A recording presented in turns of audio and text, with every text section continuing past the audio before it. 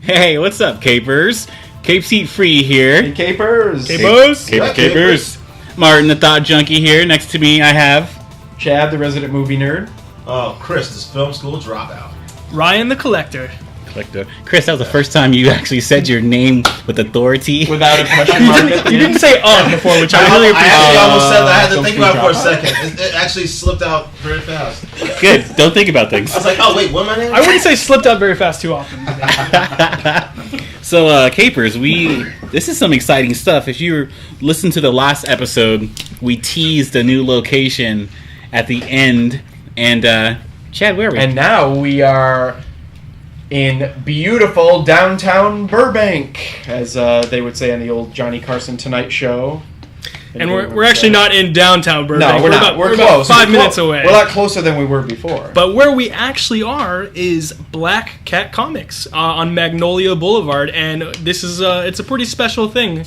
There's a place called there's a podcast called The Nerdist, if everyone recalls that, would be out of Meltdown Comics. So I think this is really cool that we're doing this out of a comic book store. We're not in Chad's grungy house anymore. Hey, and now. Sorry, just kidding. Hey, It's not that grungy. It was not that grungy. I take it back. It was a great house. Homey and pleasant. Fond memories of that couch. Beautiful house. And yeah, just giving praise to our Capers of the Week this week, which are Kyle and Bunny, the owners of Black Cat Comics. Great people, great store. It's got a very kind of rustic, very quaint feel, very charming, quaint and cozy, and definitely small cozy. town right in the middle of LA here. So yep, they have a lot of toys, they have a lot of comics, they have kind of a lot of unique little knick-knack stuff that you can look at, like calendars from back in the day, very early, unique kind of collectibles. So really cool store on Magnolia Boulevard. Definitely come check them out. Come by. And we're happy to be based out of here now. We may not, if you come by the store, we probably won't be here, chances are. It's true. You never know. You can still stand, you can come see this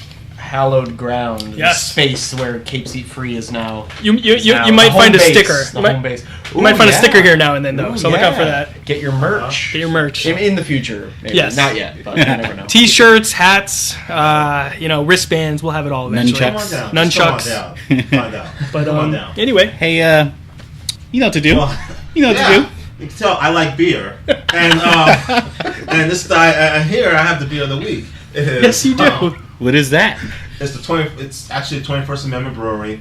It's called Brew Free or Die. Ooh, starring I like Willis. that. You know, so that's but it does sound like it's an IPA. It's actually really nice. Now we have to tag Bruce Willis when we do the post. Right, we do. It's a pretty badass can though. It's got Let me get there. Let me get there. Hold on. Maybe you should talk about. I'll tell you why I got this beer today. Okay. Kate, never mind. Let Martin explain. it. Martin picked this beer.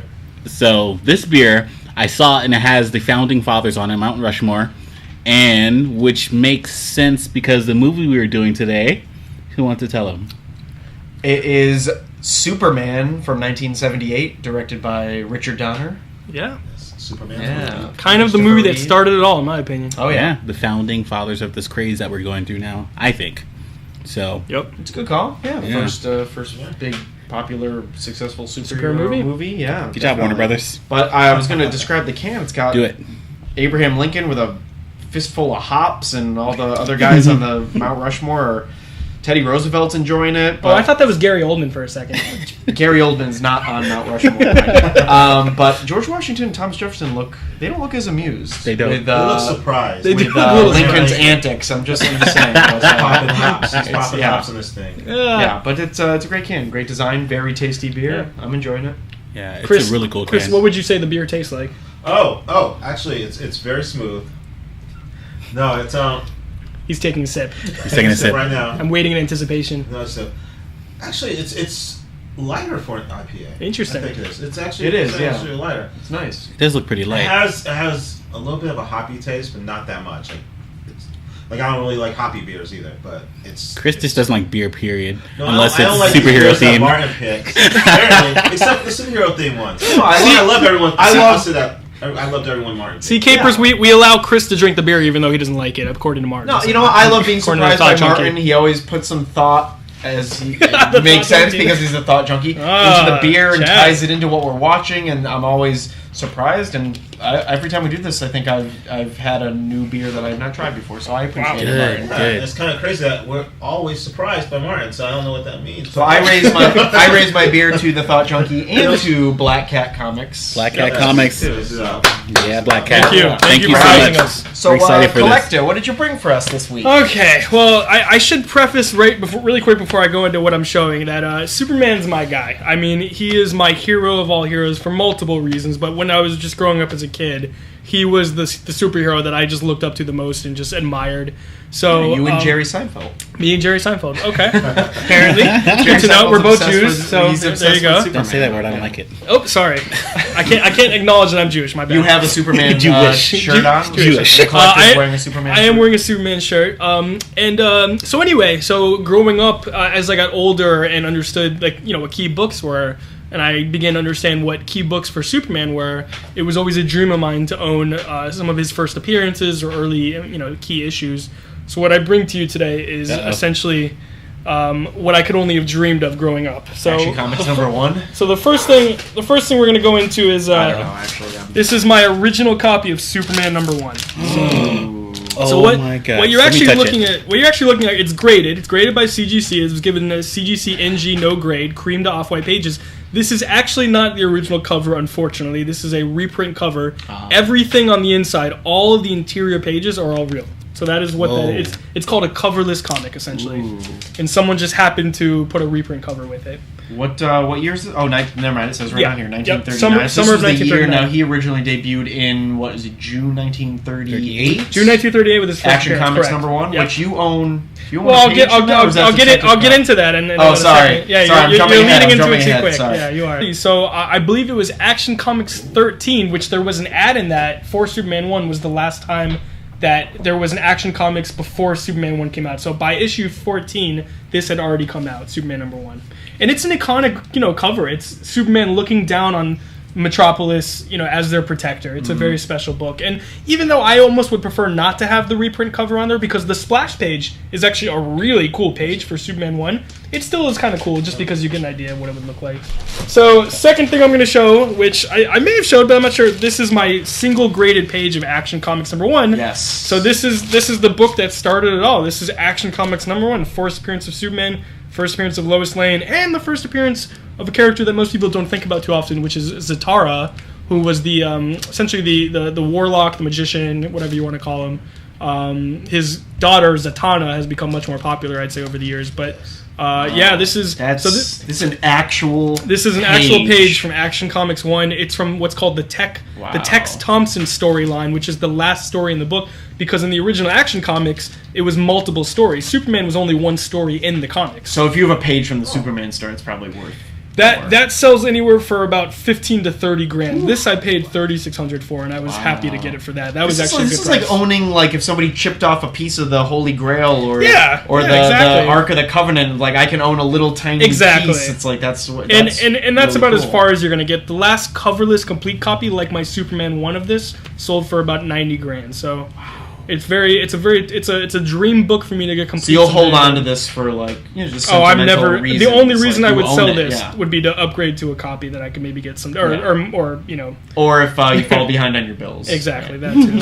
Shouldn't happen. Your rent, yeah. But that's my Action 1 page. And then I actually brought in my Action Comics 1 famous first edition for something. It was the Tech 27 for the Batman one. But so this is my Superman 1 famous first edition. What's special about this is, as the certificate of authenticity says, it is signed by the original Superman creators, Jerry Siegel and Joe Shuster. So on the on an interior page is the actual signatures, and that's not something easy to come by. So it's pretty cool.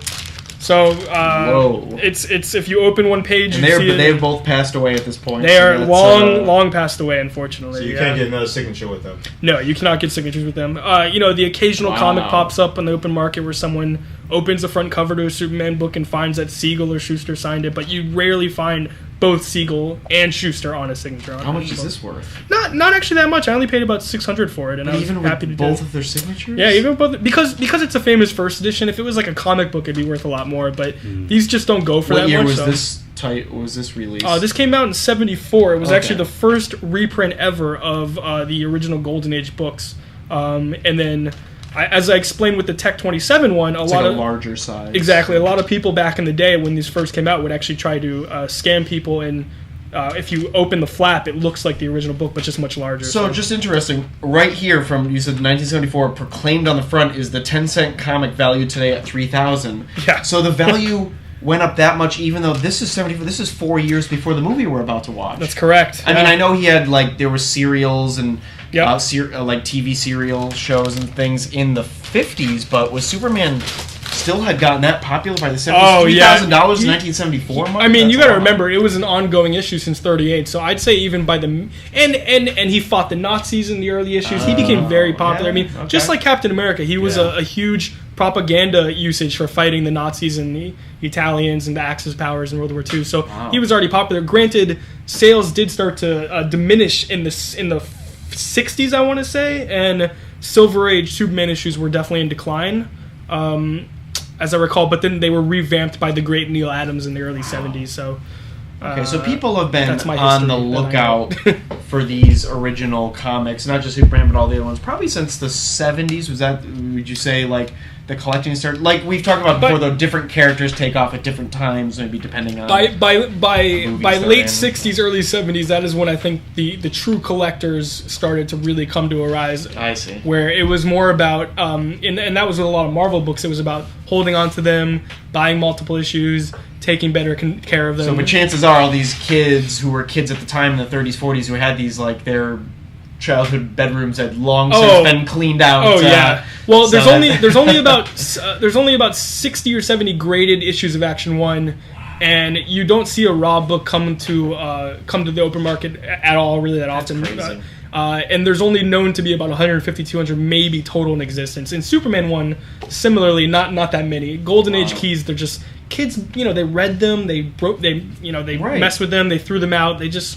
It's not like it is nowadays. So with that said, if you guys are going to be following along with us, we are starting at 00000. Yep, that sounds right. Sound about right? Sounds about right. All right, 3, 2, 1. Boom. All right. Our first KC-free lift-off movie from Black Cat. That's a Warner Bros. Old school logo. They bring it back every once in a while when it's like a movie that takes place in the past, kind of like Do we know Argo, Jeffrey Unsworth, is that his name, who this was dedicated to? He was the cinematographer on this movie, and he died a few months before the movie was released. So really? He lived through the production, then he died a few months before the movie came out. 238. And he we start back here, 1938. Oh, very cool. That is not... They're showing a cover to some Action comic. That's not one that I know of, but I've never seen that one before. Wow. I can tell you guys, I honestly did not remember some kid coming up and talking about a comic to open this movie. I don't remember this. I haven't watched this movie in a while, I guess, because I either. do not recall Is this this the extended version? I don't think so. I think this is the regular...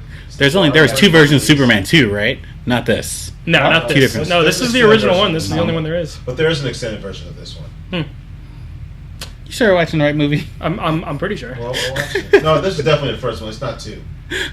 Definitely not 3. So really they're cool. basically saying that Superman had comics made of him. It's kind of like what happened to Wolverine and Logan, right? Yeah, that's right. That's true. And everything in that world of the movie. All right. Yes. These very famous opening titles, which are pretty advanced graphics for 1978. Oh, here comes the famous theme. John Williams. Everybody knows this theme. One of his most famous themes, I think. It's so great to listen to him play this in the Hollywood Bowl. Oh, yeah. Oh, yeah. For those of you guys who don't live in Los Angeles, the Hollywood Bowl... He did one this year, right? Oh, yeah. Yes. He'll do this one every once in a while, yeah. The composer does all of his films from, Jurassic Park, Indiana Jones. I did Star Wars recently. Star Wars, yeah. Yep. Very exciting. I agree with you. These logos were impressive, actually. Cool to see. I haven't heard that yet. I haven't been there yet. I just want to listen to it. I feel like you're honestly watching this movie and you're thinking, wow, what am I getting right Do you now? notice this, that Marlon Brando and Gene Hackman got top billing. Then it went into the title, and then Christopher Reeve, who plays Superman, was after the title. Do you remember? I brought that up with another movie. It was Batman 1. He's Yes. credited over Michael Keaton, but Christopher Reeve was a pretty complete unknown. He was a nobody. Point. Yeah, nobody. So that's why obviously everybody knew Marlon Brando was the Godfather fuse and everything else he's been in. And he has such a Gene small Hackman. role. Yes, right. Marlon Brando's barely in this. Yep. Marlon Brando had one of the highest paychecks for a movie with all the deals and things he signed for this. He was movie? pretty highly paid for this. For 12 days of shooting. So does anyone remember what other great movie, with multiple sequels Margot Kidder was in? I think it was only one or two. Remember? Besides these sequels? She was in... Hold on. Let me... Harrison Ford. What? Wasn't she in Indiana Jones? No. Are you sure? That's Margot Kidder is not Marion Was she Ravenwood. in Indiana Jones? That's Karen Allen. What are you talking We got a Judy Greer. Oh, no, I just Greer-gated us. We got a Greer-gate. Gosh, she looks so familiar to me now. Greer-gated. Oh, guys. Karen Allen is Marion Ravenwood. Oh, Karen Allen, okay. Damn, he was also in Animal House and stuff, Yeah, all right. Margot Kidder never really did anything as big as these. No, she didn't do that much after this. Yeah. How many opening credits and title sequences were in space in like the late 70s, like post Star Wars? I mean, they were still making this when Star Wars came out. They're in the middle of making this, so like, I don't know. I mean, let's see. I don't know when 2001. Well, this feels like Tron too. Well, a lot of people credit this movie, Close Encounters, and Star Wars all in the last few years of the 70s, really reviving. What, the movie industry? No, sci-fi films, because before sci-fi devolved into, the 50s, like the giant ants and blobs attacking people, and it's kind of ridiculous. So, Jerry Siegel and Joe Shuster, the creators, who said John Williams' credit. So Jerry Siegel was the original writer. Joe Shuster was the artist. Original story by Mario Puzo, who wrote the novels that The Godfather is based on. Really? Yeah. Interesting. So not sure if a lot of people know the history of Jerry Siegel and Joe Shuster, but they created Superman, and later on they sold the rights to Superman to DC for, I think it was $150. Wow. And they were really just, it was an unfortunate situation, not a good deal. But I believe Warner Brothers or DC did make up for it later on in life by giving them annual salaries of $10,000 or something. Wow. That's fair. That's enough. cool. But they didn't really ever get to take advantage of what they probably should have been able to, monetarily at least. Just so everyone knows, we're still in the title sequence. Yes, we are. Sure, Donner. Movies were spectacles, so seeing this giant title sequence, long title sequence, is a big thing. And everything's better with a bombastic John Williams score over it too, like the Star Wars movies. Now we're getting to Krypton. Pretty much. So this movie was actually DC and Warner Brothers had made a deal earlier in the 70s. They produced the Wonder Woman series a few years before. This was the first project they worked on. This was the first feature film collaboration between DC and Warner Brothers, which obviously continues to this day. To varying degrees of success, but they started out with a bang with this one. God, it really doesn't get any better than that John Williams score. Oh yeah, I'll tell you guys. Even the score going to announce in the movie right now. It just makes you feel hopeful. You know, it's like hope. I mean, which is you needed that. Stands for. That's what they. Because you're looking. This is the United States just coming out of the Depression. Like, we needed this, right? Well, in the comic book, not in the comic book world when Superman was created. We're coming out of Vietnam here. I don't know. Maybe that's what we needed. I don't know. It's an uplifted spirits. So what are we looking at right here, guys? What is this? This is Krypton. We're on Krypton. No. But is this how do they make this? What is this? Oh, this is a model. They use models, and then we get to the end with the dam. Yeah. And everything. Yeah, they used a lot of model work in this, and a lot of different techniques for the flying sequences. So what is the camera? Just like really up close or something? Like how does it give it effect? Like you have to use wide angle lenses and things. Okay. This movie actually won a special achievement Oscar for the visual effects. Yeah. This was a year after Star Wars, so I mean, but this did a lot of different things that Star Wars didn't, and this was actually nominated for a few other Oscars, including John Williams was nominated for his score for this. So, Here we go. Marlon Brando. So this is the setup essentially for the second one, but it starts in the beginning of this one where Zod and other treasonous people from their planet have tried to essentially take over, and they're now in trial. So we actually see Zod and the other two evil people in the first one, but obviously it's the second one where we really get to see them. Right, when they escape. This one they're going to be banished to the Phantom Zone. The Phantom Zone, exactly. This feels very like Big Brother-ish, with like the floating heads looking at them. Yeah. So I'd like to know, do you think they had part 2 already planned? They filmed these simultaneously. Really? They filmed Superman 1 and Superman 2 at the same time. Yep. And maybe we'll get into this later on, but Richard Donner was overseeing both. He developed a very bad relationship with the producers, to the point where they weren't talking. So after he had finished completing all of this movie and about 75% of the sequel, they fired him. Oh. And Richard Lester, who had kind of been helping out with this one, took over, and he ended up doing 1 or 2 more of the Superman sequels. So that's why Richard Donner took till 2006 for Richard Donner to release his cut of Superman 2 on DVD and everything. So. And then I just wanted to say, so first appearance of Zod and the Phantom Zone was actually in the same book. It was Adventure Comics 283. Honestly, there's so many other issues that Superman appears in, or Superboy, beyond just Superman and Action Comics. It's just insane. There's so many of them, but yep. Yes. This is not going very well for Zod and his cohorts. Do we feel? I mean, do we know that they're villains here?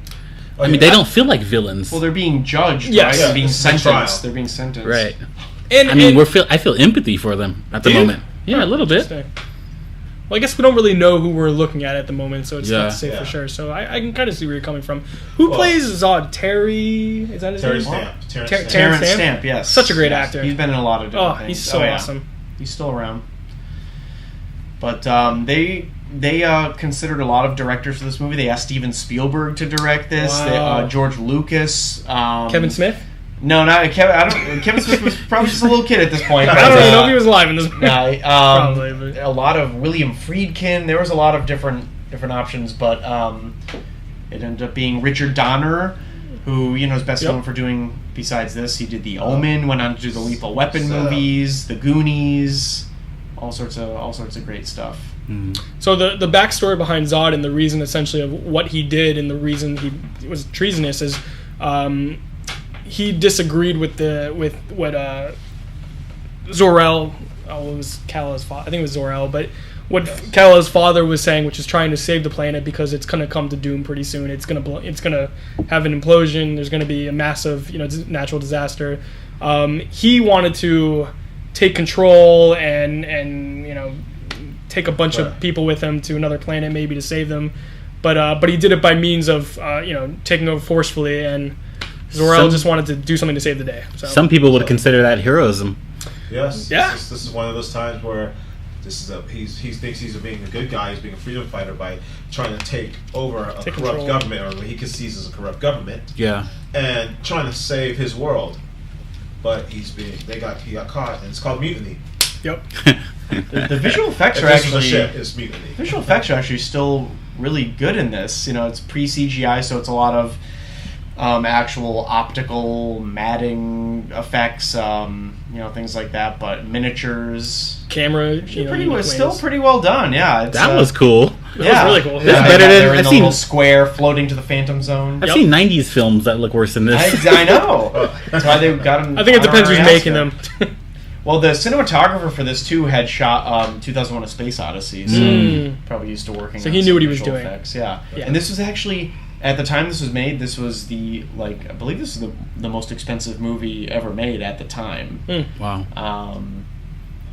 This actually had a budget of $55 million, which sounds very tiny by today's standards, but I plugged into an inflation calculator, that's like $212 million.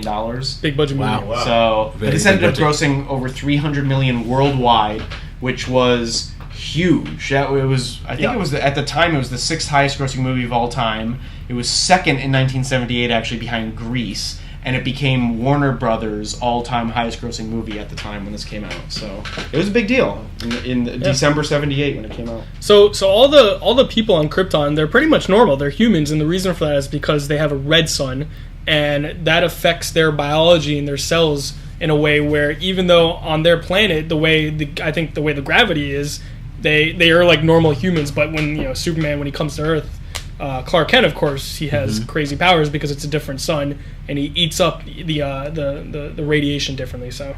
Wow. But they're all like basically humans here. So. This is a cool effect they're doing too. I think they did this with like 3M reflective tape to make them look like they have glowing uniforms. Jeez. I just thought it was tinfoil. No, it's in camera though, which is really cool. It's in camera. It's in camera. Yeah. I thought it was shiny aluminum foil. No, they'd use like actual like reflective tape. That's the same kind of stuff they used for the lightsabers in Star Wars to help them reflect light off the set and everything. This movie starts out very like grim. Oh yeah.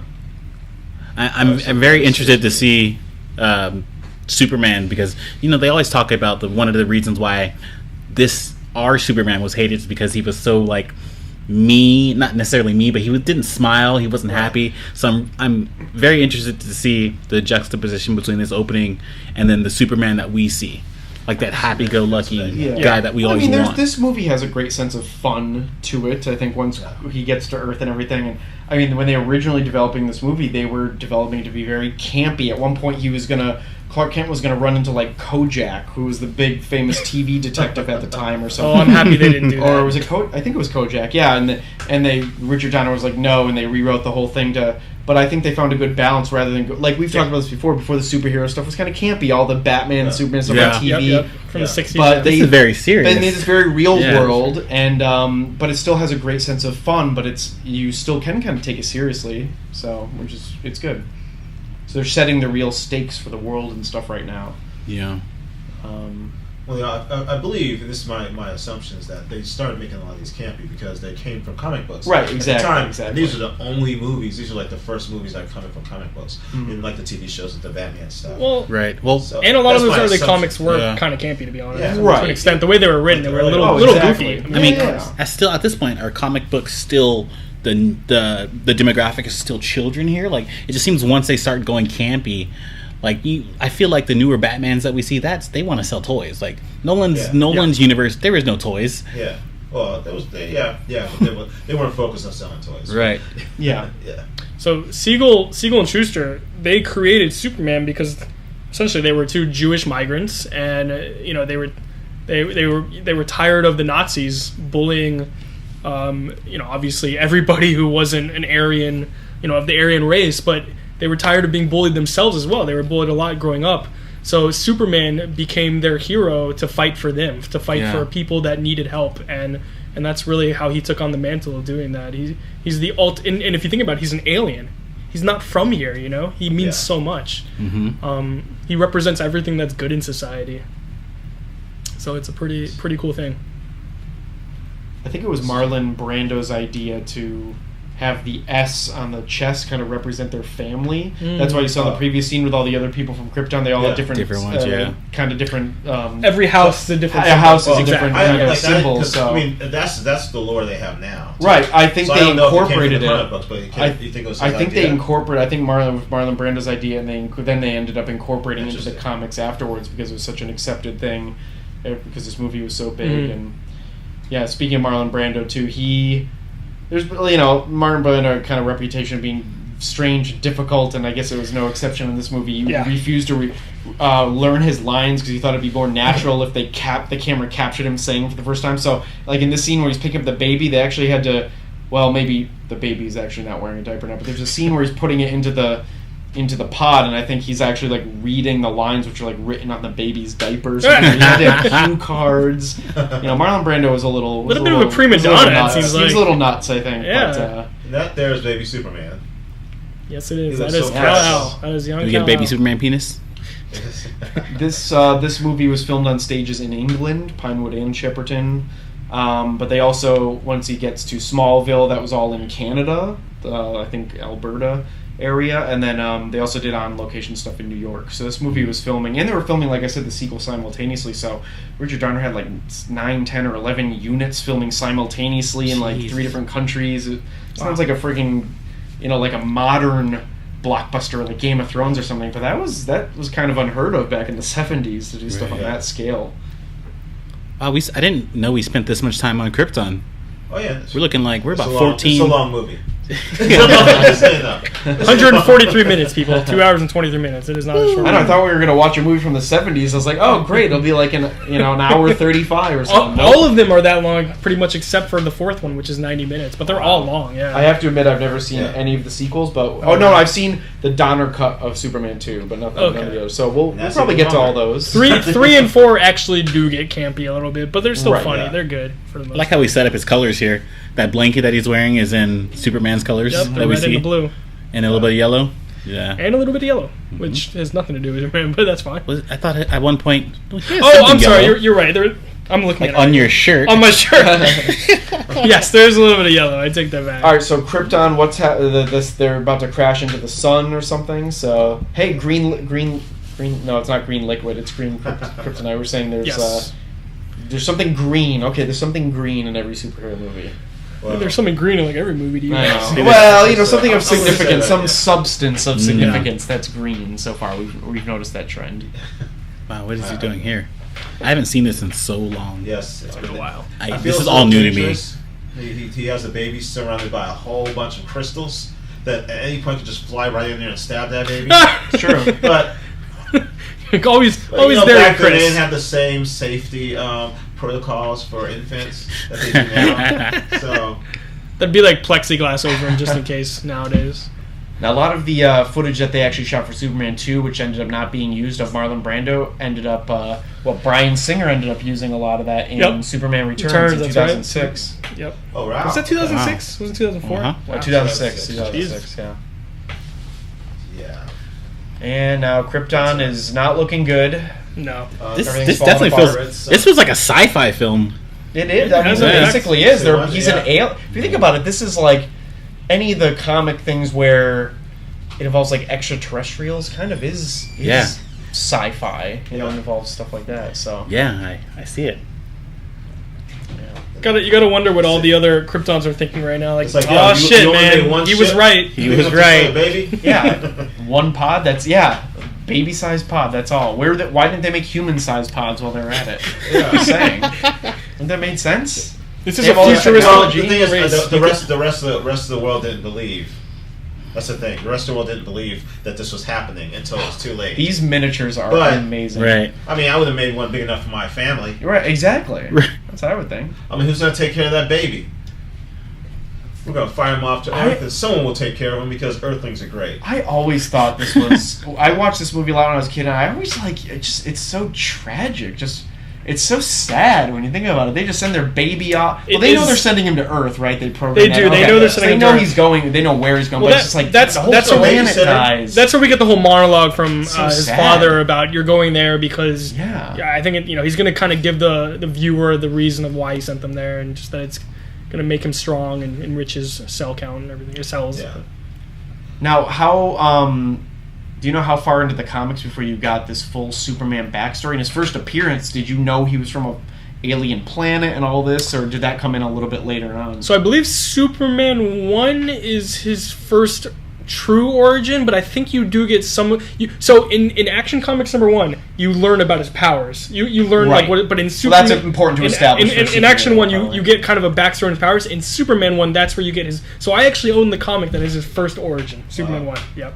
Okay. If I were to open that CGC comic that I brought, take out that reprint cover, you would see the Rocket and the original origin to Superman. Oh, cool. Okay. Yeah, it's very. So they didn't waste any time once he got his own. Yeah, exactly. No. Whereas with with Batman, it took about 6 issues. Well, it took 13, 14 issues to get it here, but his first comic. They are just really holding on just everybody on the planet Krypton dying, falling into endless chasms of lava. Half of the entire first act. Now it explodes like Alderaan, little Alderaan moment. Yep. That's it. And it exploded. I do have to say, going back and watching, this is a film from the 70s. None of that felt cheesy. No, it did not. And did anyone see what just happened when that whole planet exploded? No.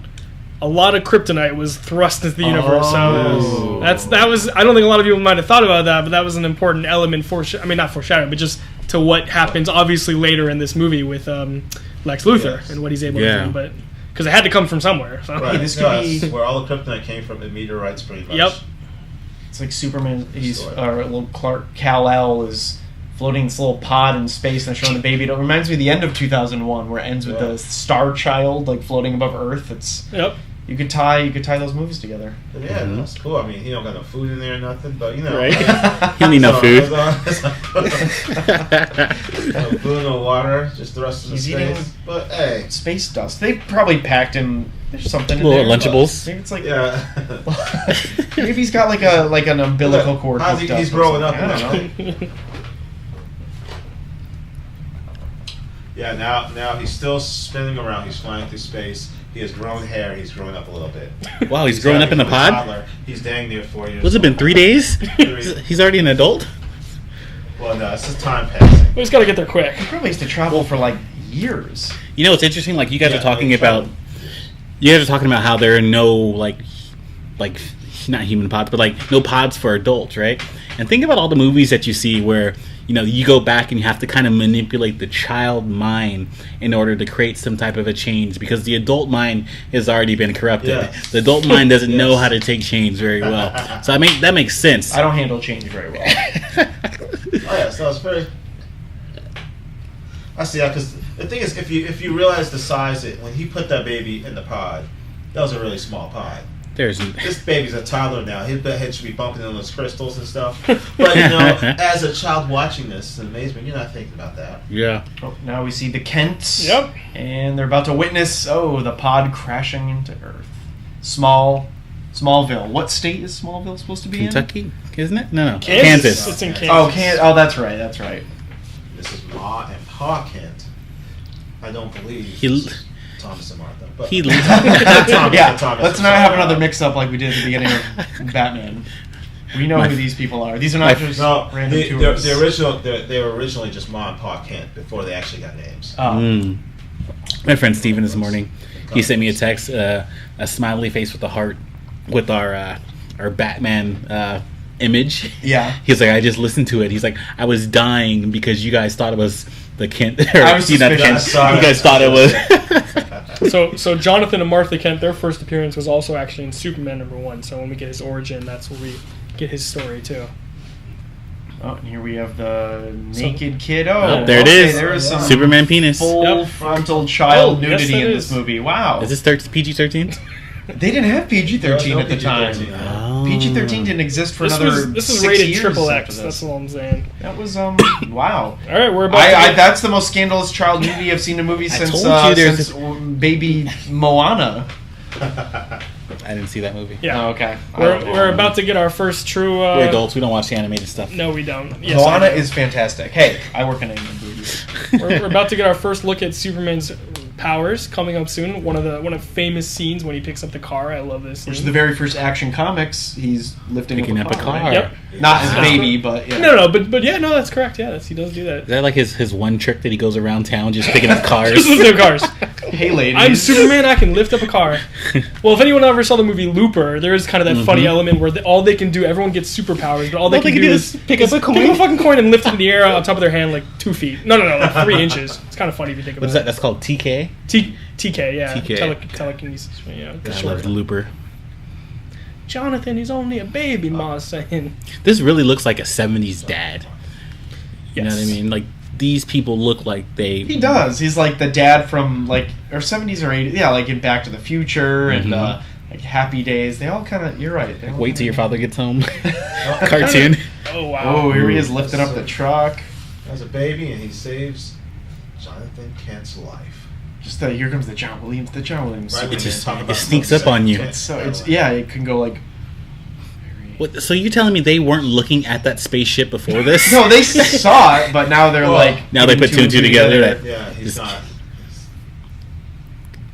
He's like surprised, like, hey, you can lift the car. Wow, so we just go from that's like from the age of 2 to high school. Huge jump right here. Wow. Huge age jump. Yeah. That all we need to know is that's when they took him in. Wait, is this supposed? Is this taking? Does this take place in the 30s? This movie? Yeah. Okay, I don't know. I wasn't sure if it was like a modern. Well, it has to. Oh, he has to grow up. Never mind. He has to. Oh no, he is grown up. Here is. If they showed the comics at the beginning of the movie, then it has to be in the 30s. And look at the cars. Kind of see what's going on around. I think it has that old feel to it. This actor he had to actually go through 3 to 4 hours of prosthetic makeup a day on his face to make him look more like Christopher Reeve. Really? Wow. Yes, and if you listen now, Christopher Reeve dubbed all of his dialogue. Wow. This is not, and this actor did not know that was happening. It's almost like the story of David Prowse, who played Darth Vader, was in the suit, actually did not know that James Earl Jones was going to be dubbing the voice until he saw Star Wars, and he was kind of bitter about that. Same with this actor, had no idea he was going to be dubbed. Because obviously that must have been painstaking. You get Christopher Reeve dubbed, because you can actually, unlike Darth Vader, you can see his lips moving. Yep. So, and then, if I'm correct, that actress, she later on becomes the mom in a later Superman series. Yes. I want to say she actually becomes okay. Well, not that actress. It's not Judy Greer, right? No, okay. But the character she plays, that's Lana Lang, his high school sweetheart or his high school crush. But I think in Smallville she becomes in the third movie she's grown up. But so it's not that actress; she's older. But I'm pretty sure she becomes Martha Kent in a later TV series. No, she does. She becomes Martha Kent in Smallville, but not her. The older version of her. Oh, the older version. The next of her. version of her. Oh, gotcha. Okay. And I think she's in Superman 3 because that's when Lana comes to town. Gotcha. Yes, that is correct. Okay.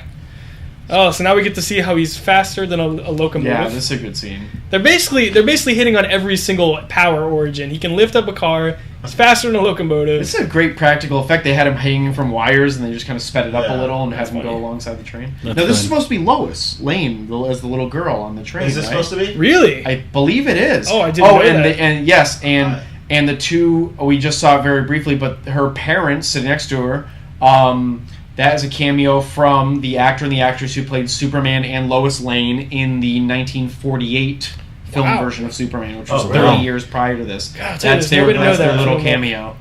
And I believe that's supposed to be Lois. I think so. I hope that's the case, because I would like that to be. It seems a little almost contrived. No, this is a great effect of him running and then the dirt. That's cool. That's great. Going across the. So I'm not gonna lie. This whole time I'm literally comparing this to Man of Steel in my head, like scene for scene what's going on. I think I know which one's better. But, I do too. Man of Steel, obviously. Obviously, Man of Steel. Oh my God. But it's cool because you see Superman learning what his powers and what he can do very early on in this version, whereas Man of Steel, he doesn't start playing with his powers really until you're talking like the midpoint. It takes a longer time for him to actually smile and having fun with his powers, whereas this Superman, he's right away. I'll go on some Man of Steel rants at the appropriate moments during this movie. So he's almost a bit narcissistic about it, but you get that he has to learn the notion of being responsible, and that's what his dad's going to teach him right now. He needs to have a little bit of what's the word? Just restraint, or control. Humility. That's good. Humility. That is a good word. That's right. I'm not necessarily liking this Clark right now. Well, you're not supposed to. He's a high school jerk.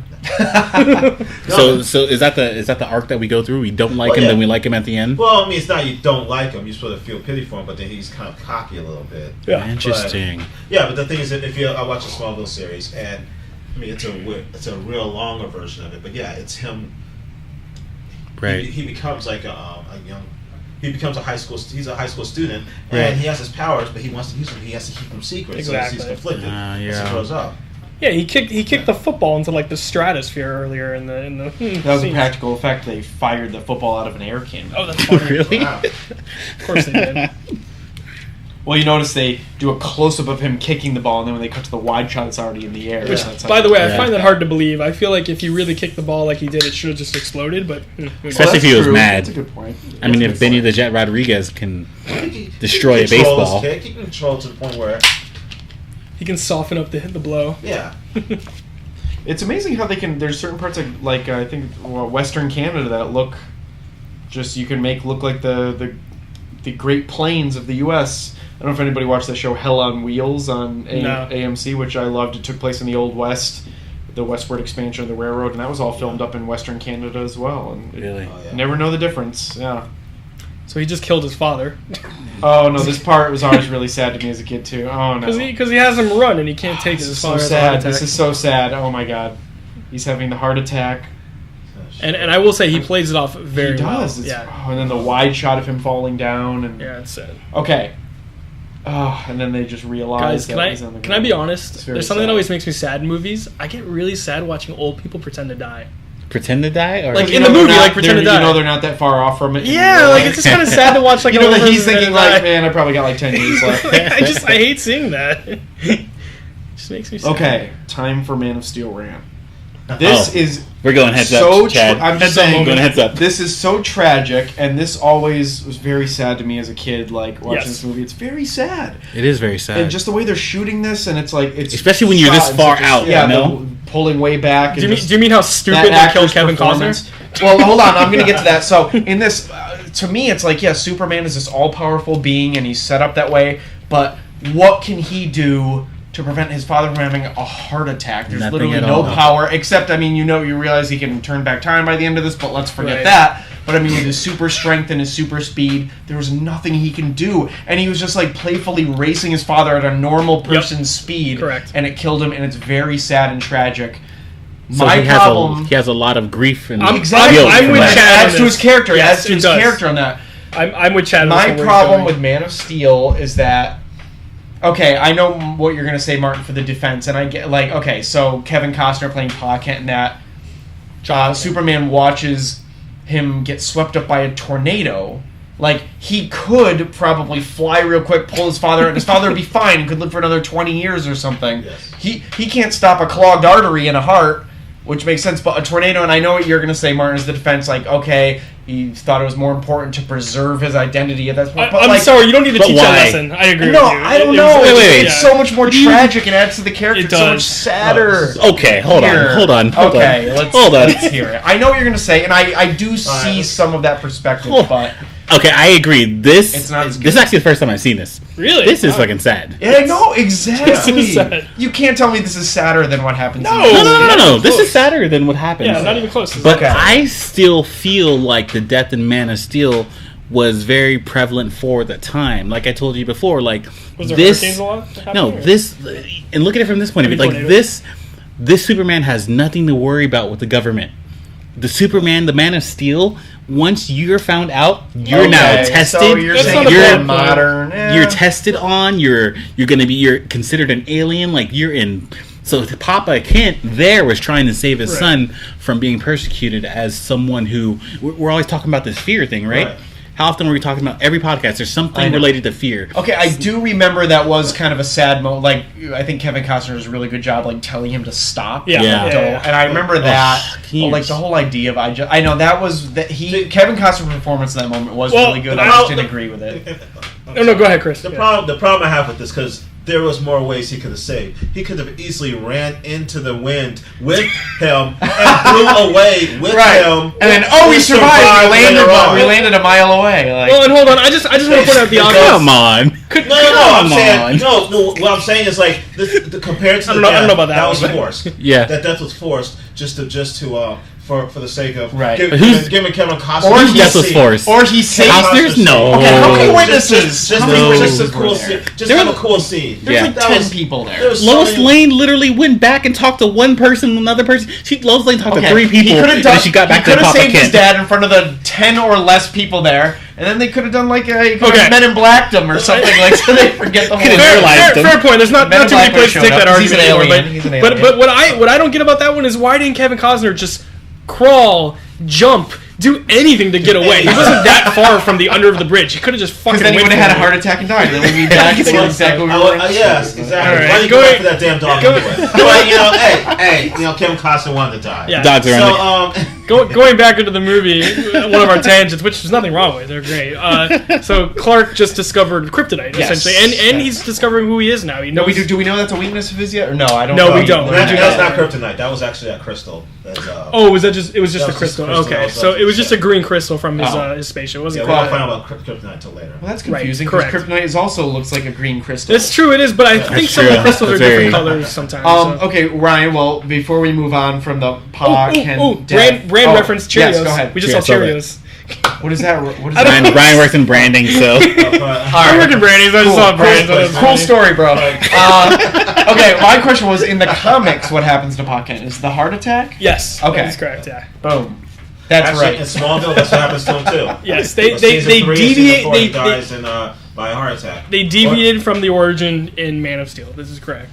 He doesn't die from a fucking tornado. Just saying, this is like not even a this is like a drama, like a sad drama, like family drama. Started out as a sci-fi, now it's a drama. Yep, it's great. And back then, I feel like it goes into bumbling comedy a little bit. I think the Clark Kent stuff, which is great. We had the patience for that back then. We could tolerate the shift in mood and the shift in tone and the shift in the shift in genre. And I mean, the John hard Williams, to do that now. The John Williams score just makes everything seem more elevated and important. But we have the patience for it right now. But that's because I guess we're watching the movie that you were meant to have patience for. And like a modern day movie, right? Maybe you wouldn't be able to do that. I don't know. Yeah. But there's one more major Man of Steel gripe, which I'll get to at the right point. Perfect in the movie too. Can't wait for Man of Steel. Yeah. Maybe I would have felt better if I would have had seen this in its entirety growing up as an adult. You know what I mean? I'm surprised you never saw it. Wow. Yeah. I've seen some of this. I haven't seen it in its entirety. So. But as a kid. Superman Returns, I actually remember like nothing from Superman Returns. That's how probably I remember stuff that kind of see that movie. I saw it once. That movie for me was your Man of Steel. Superman Returns pisses me off for some reason. Is it really? I can't wait till we get to that one. It's fucking dumb. The end is dumb. Okay, Caper. So far, we've only watched movies that we all like, right? We haven't watched. It's gonna be funny when we get into like bad movies or movies that one or some of us hate because that'll be interesting. Yeah. We'll just be venting the whole time. Okay, but no, we watch movies that we really can't. Like. We idolize these heroes that change our lives. That's true. See, we try not to be negative on this. We're not here to shit all over the movies. Like, we love movies, like we've talked about. And we love these types of movies. So, and our gripes are real gripes. But I think this wouldn't be a complete show. You wouldn't be getting the complete side of things, Capers, if we did not watch the good with the bad. Yep. So we'll get to some of that. I love this scene. This is epic crane shot over the wheat fields. Oh, you get the music, and you know that Superman has now discovered, or Clark Kent, that he needs to go journey. He needs to adventure. He needs to experience things. It's kind of sad, but he's leaving Ma Kent all by herself. He is. She says, because I need to go. But let's call her what her real name is. Martha. Which I know that. Thank you, Zack Snyder. That's I know that information now. So now everyone knows. And he got so much gripe for that. Yep. Cut to Clark Kent going on his epic journey to find. I don't know why he's going to this area. I just always going to like fucking Alaska or something. Well, Man of Steel actually explained those little things why he was going to certain areas that he was going to. I think he's in like Antarctica. Yeah. What is that? A piece of cardboard he just stepped I know on? it's actually pretty obvious, like studio snow, right? Interior snow. But still, it doesn't look bad. The depth of field. The stages were at both Pinewood and Shepperton, I think, in England. They used both of those. Oh, really? Major studios, yeah. Okay. Yep. He must have just felt the calling because this is where he brought the crystal. Guess so. John Williams is so good at just like repeating the themes in different ways, like mean different things, evoke different emotions. Mm-hmm. He tells us how to feel. Yeah. There we go. Without us noticing, really, you know? No, yeah. Because that's the thing with music. Like, when it's overbearing and you can feel that composer trying to make you feel a certain way, that's when you get drawn out of it. But, like, with here, it's just... I automatically feel that way. John Williams really resurrected the concept of, like, big, grand movie scores up until he did, Jaws and Star Wars and Close Encounter in the 70s. But at that point, up until the early to mid 70s, if you think about it, most movies were using like pop soundtracks. It's all started with like, Born to Be Wild and all that, and Easy Rider, and it's just all the Vietnam soundtracks and stuff like that. Whereas movie scores were a big deal from the 30s, 40s, 50s, and he resurrected that. And I just have to point out the obvious. So essentially, he used the crystal from Krypton to create. I guess a Krypton, it's like a replica almost of what we saw on Krypton. At Superman Returns. That is the ethos behind that is using the Krypton to create like an entire land mass from Darth Vader. Those crystals from Lex Luthor recreate Krypton. Much, as they simulate Krypton. We're about to be 45 minutes in, and we still haven't seen Reeves. right? No. Are we 45 minutes in? Yeah. Almost. This is like wow. This is like the shark. That's why he was billed third. Although we haven't seen Gene Hackman yet either. But this is an epic origin. I will say that. I guess Richard Donner really did want to go very deep into the origin to give the viewer a true idea of what Donner knew what he was doing, and I think Warner Brothers realized that later on too when they let him do his own cut of the second one. And Donner's a great director. Well, and back to movie audiences. They had their attention spans were longer. They didn't have YouTube. They didn't have anything else to watch. When you went to the movies, it was a big You deal. haven't even seen. You're almost 45 minutes in. You haven't seen Superman as Superman. You haven't seen Metropolis yet, right? And then we complain about Batman, like The Dark Knight Rises. Like we didn't see him for like 46 minutes. No, well, see, Nolan took a page from. I think he actually cited this movie as an influence when he was pitching Batman Begins to Warner Brothers. So. I think he followed that template because this is, this, like we talked about, this is the one, pretty much the first one. A lot of franchises to follow this kind of use this as the template for good reason. Like we said, it was very successful, very well reviewed in the box office. Yeah, John Williams. I don't think John Williams has ever done another superhero score, unless I'm forgetting something. I'm not. Harry Potter's not a superhero. Indiana Jones is a superhero. Right. Star Wars doesn't count. I don't think so. You might be right. That's kind of Capers. Is he right? Or should we? We'd ask Alexa, but we're not in my house anymore, so we don't have Alexa. With I was going to say, should we use Alexa instead of Alexa everywhere? Resident Movie Nerd. It's really good though. No, I'm really impressed with this so far. Yeah. This movie holds for 78. This movie is 41 years old. Yeah, they originally wanted to release this movie for the 40th anniversary. In what we said, June 1938, when Action Comics 1 came out, Superman made his debut. But obviously, it was like I said, they were filming the two movies back to back. It was very complicated production and everything, and with all the visual effects that they were kind of pioneering as they went, it wasn't ready until December 1978. Wow. So they missed it by about 6 months, the anniversary. But still, it was the same year. At least they got to release it during Superman's 40th anniversary. I always thought the movie 2012 about the doomsday, the apocalupse of Earth was the Nicolas Cage. No, it was John Cusack. John Cusack. But that came out like a year before, and I'm like, I guess the world's not going to win. Blues Brothers 2000 came out in 1998. I don't know. I don't make these decisions. Can you imagine just like being like in pitching this, like, hear me out. Blues Brothers Superman 2000. So now, hear me out. Superman. Let's do this. $55 million. Come on, guys. 55. That's big. That's crazy.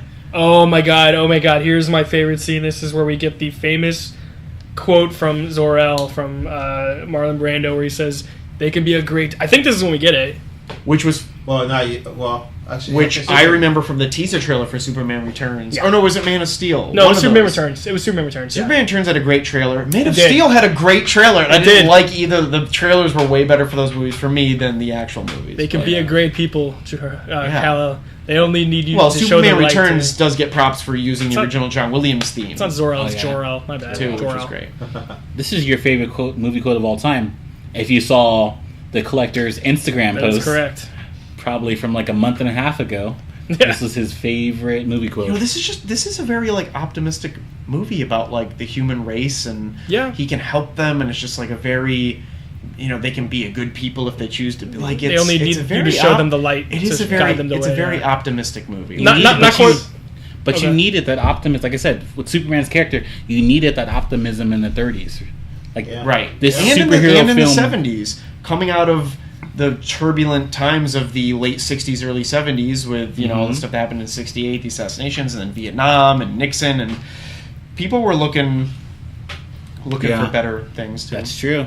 Which brought us into the love revolution and the hippie life. We've probably talked about this before, but now it's the times we're in now, or the past few years, are really being reflected in a lot of pop culture as well. Ever since you could say post 9/11 with all the how many shows and movies are about something terrorism related now, where that feels. We talked about that with the X-Men, the fear of something different and outsiders, and now obviously with the right wing stuff. There's a lot of extreme stuff out there too. A lot of that's being reflected in the pop culture and stuff now too. And so you're going to be able to look back on these years like you can look back, like we're analyzing this now related to Vietnam or whatever, and look back, and this will be a kind of a time capsule of that's consciousness of the time. You don't get that optimism anymore. Like you don't get this. No, you don't. I mean, that's why it's so refreshing. It's so nice. It's almost. It's very nice to watch, but yeah, it's kind of sad at the same time. It's like, oh man, we used to be. It's like so much more optimistic. I know. Obviously, the 70s weren't perfect. There was still a lot of social when we see, but nowadays when we see stuff that's very optimistic or like very feel goody, like. Sometimes we don't necessarily cling to it; we reject it. No, that's why it's very hard. That's why. Yeah, and I'll bring it up. I'll bring it up. We're very similar. I'll bring it up after Earth. Oh boy, here we go. Okay, I'm going to say this every time. Reminding all capers, Martin saw After Earth 11 times in the theater, and we reject it. It's one of the most optimistic films I've ever seen. But is it good? But is it good? To Martin, it is the best thing you ever saw. That's very subjective. But and then even talking about Man of Steel gave us something that reflects the times, terrorism. You know what I mean? Like the government, like hating, not just hating, but not accepting people that aren't like you. Even when you look at what happened with like Batman vs Superman, I love the director's cut of it because it talks so much about immigration. Oh, here we go. We finally are seeing Christopher Reeve in his suit. And he flies. You guys got lucky. All right, you got lucky. Here he is. He is on wires flying towards the camera. Yeah. Here we go. What are we? 40. We're 48 minutes into the movie. I gotta wonder how long he practiced, like how to do like the look. Actually, Christopher Reeve was an experienced like hang glider, so he knew. He actually took that experience and was able to kind of more realistically look like he was flying and leaning. That's cool. And Christopher Reeve, he's only like 25, 26 in this. Like we said, he was unknown. He jacked up for this movie he actually trained with David Prowse, who played Darth Vader. Oh, that's funny. Really? Who was a bodybuilder and everything, so he actually worked with him. Because I'm pretty sure if you've seen the original casting tape of Christopher Reeve testing for the role, he was really skinny and smaller, if I recall seeing that. Oh, the studio wanted everybody, the studio and the producers wanted literally everybody you can think of for this role. They consider everybody from Clint Eastwood to Robert Redford to Paul Newman to... James Caan, like everybody, every star, Burt Reynolds, Sylvester Stallone, Arnold Schwarzenegger wanted to do it. Everybody you can think of. So Donner was really the one who started the notion of doing it unknown. Yes, yeah, absolutely. That's crazy. And Oh, here we have Jimmy Olsen, played by Mark McClure. Who do you guys know? What famous movie he popped up in as somebody's brother? It's too obscure. No, Fast and Furious. No. Oh my God. No, he's Marty. He's Marty McFly's brother in Back to the Future. Back to the Future. Dave. He's Dave, which was 7 years after. He looks young here. He is young. Yes. Jesus. You're right, Ryan. Margot Kidder does look a lot like Karen Allen. She does, doesn't she? She looks like Karen Allen. I do see it. But I was wrong. Brunette hair. Yeah. It's okay. That's what I'm here for. It's okay. That's true. That girl did look a lot like Judy. They do. They do. Yeah. Start calling. But that was like out of focus. Start calling you Chidexa. A combination of Chad and Alexa. Sure. Can you blame them for casting Brandon Roth? Or is it Brandon Roth? No. Brandon Ruth? Brandon Ruth. It's you're talking about that guy. Like, Brandon Routh, but yes, they cast him only because of his look. Right. Right. You have to have a certain look for Superman. They're trying to get him to look exactly like Christopher Reeve. To be clear, I didn't think Brandon Routh was that bad of a Superman. I thought the movie was that bad. I thought the movie was bad. Henry Cavill, like I haven't really liked Cavill. The movies he's been in as much, but like he's a good actor. Like I've seen Count of Monte Cristo, he was good in that. Man from U.N.C.L.E. he's really good, and obviously Mission Impossible Fallout, he's great. He's actually he's a good actor. He's good. But Christopher Reeve, obviously, really, he might be the best. He just really sells, like right here, we're seeing his first time as Clark Kent. He's very bumbling. He just sells it so well. So I'm just going to point out the obvious. Like, he's older now, but he's still young, like Clark Kent. Superman. He's still young. Clearly, this is not the 40s or 50s. I mean, the clothes they're wearing... The outside, like clearly, this feels like it's in the 70s. That's why I was getting. That's why I was getting confused. No, you're right. That's why I was picturing this taking place in the modern day, and I was like, "Wait, is that the 50s?" I think that was a small town. Because that's when he was a baby. No, but he wasn't. He was in high school. There were still like the 50s cars. It looked like no. I guess no. When it's in 1939 at the very beginning, he wasn't born yet. He was just born. when he opened the book and started the whole thing up. As he grew up to but when they showed him on the football field in high school, there was like still like really correct. Like that's and that could have just been maybe because it was a small town. But no, they were the last to adopt technology in the middle of. But I don't think so. I think that was normal for the times. The timeline. Everybody had 20-year-old cars or something. Yeah, it wasn't the 70s yet because he was still in high school and now he's grown. Well, he should be in his early 20s. I think this takes place in the modern. This part now, him as Clark Kent and Superman. The rest of the movie is the modern day. It does appear that way. All's modern now. Yes. It's just a weird jump to Margot Kidder. Jumps. Now, no, that's the thing. It's like it's funny because like they just assume that people already know that he's Clark Kent. There's no like big story of how he decides I'm going to become Clark Kent. Yeah, they just he learns his origin as he did when you saw the Marlon Brando scene, and then we jump right to the modern day, and now we go to the Superman. That's just the story making of that time. Is that because the comic book was so prevalent and his story was known by majority of people, or that's possible. Yep. I mean, it's not like Superman wasn't the most iconic hero of all time in the 70s. He was. I mean, but the basic story of Clark. He's Clark Kent as a mild mannered reporter, and everyone knew Superman. That. You didn't really need an origin or anything. Because this feels like this is what Marvel does. Like our origin story of Black Panther came in Civil War. You know what I mean? Like we didn't. Black Panther didn't need an entire film, so. I feel like we're here looking at, like, I don't need an entire film to understand who Superman is. Like, even though they're cutting years upon years, like, I still feel like I connect with this character, and I don't need to know his backstory. So, like, in, what was it, Man of Steel, when there's, like, what is it, like, the first, like, 40 minutes of the movie you're on Krypton or something? No, 17. Okay. Let's go. I can't wait to watch it. So, I'm looking at, Christopher Reeve and Margot Kidder here, so... Obviously, we know that we lost Christopher Reeve 2004. After he got paralyzed in 1995, we know what happened to him. But Margot Kidder, we just lost about little less than 5 months ago, May 2018. She passed away. She's had some health issues, I think, over the last 20 years or so. But yeah, we just lost her too. So next Superman power, he is bulletproof. Finally get to see that happen. Yeah. Everybody gets held up in an alley. Yes. Like Metropolis and Gotham. Yeah. It's a rough, which are like right next to each other across the bay. Which was that made up for Batman Superman? That is original to the comic book. Oh, wow. I did not know that. Okay. They actually were that close. So there was a lot of gripes about that from fans and stuff. And if they just done a little research, they would have realized that actually was true to the comics. Even in the cartoons, they were never that close, or they didn't protect. They didn't. It doesn't feel that close. Yeah. So.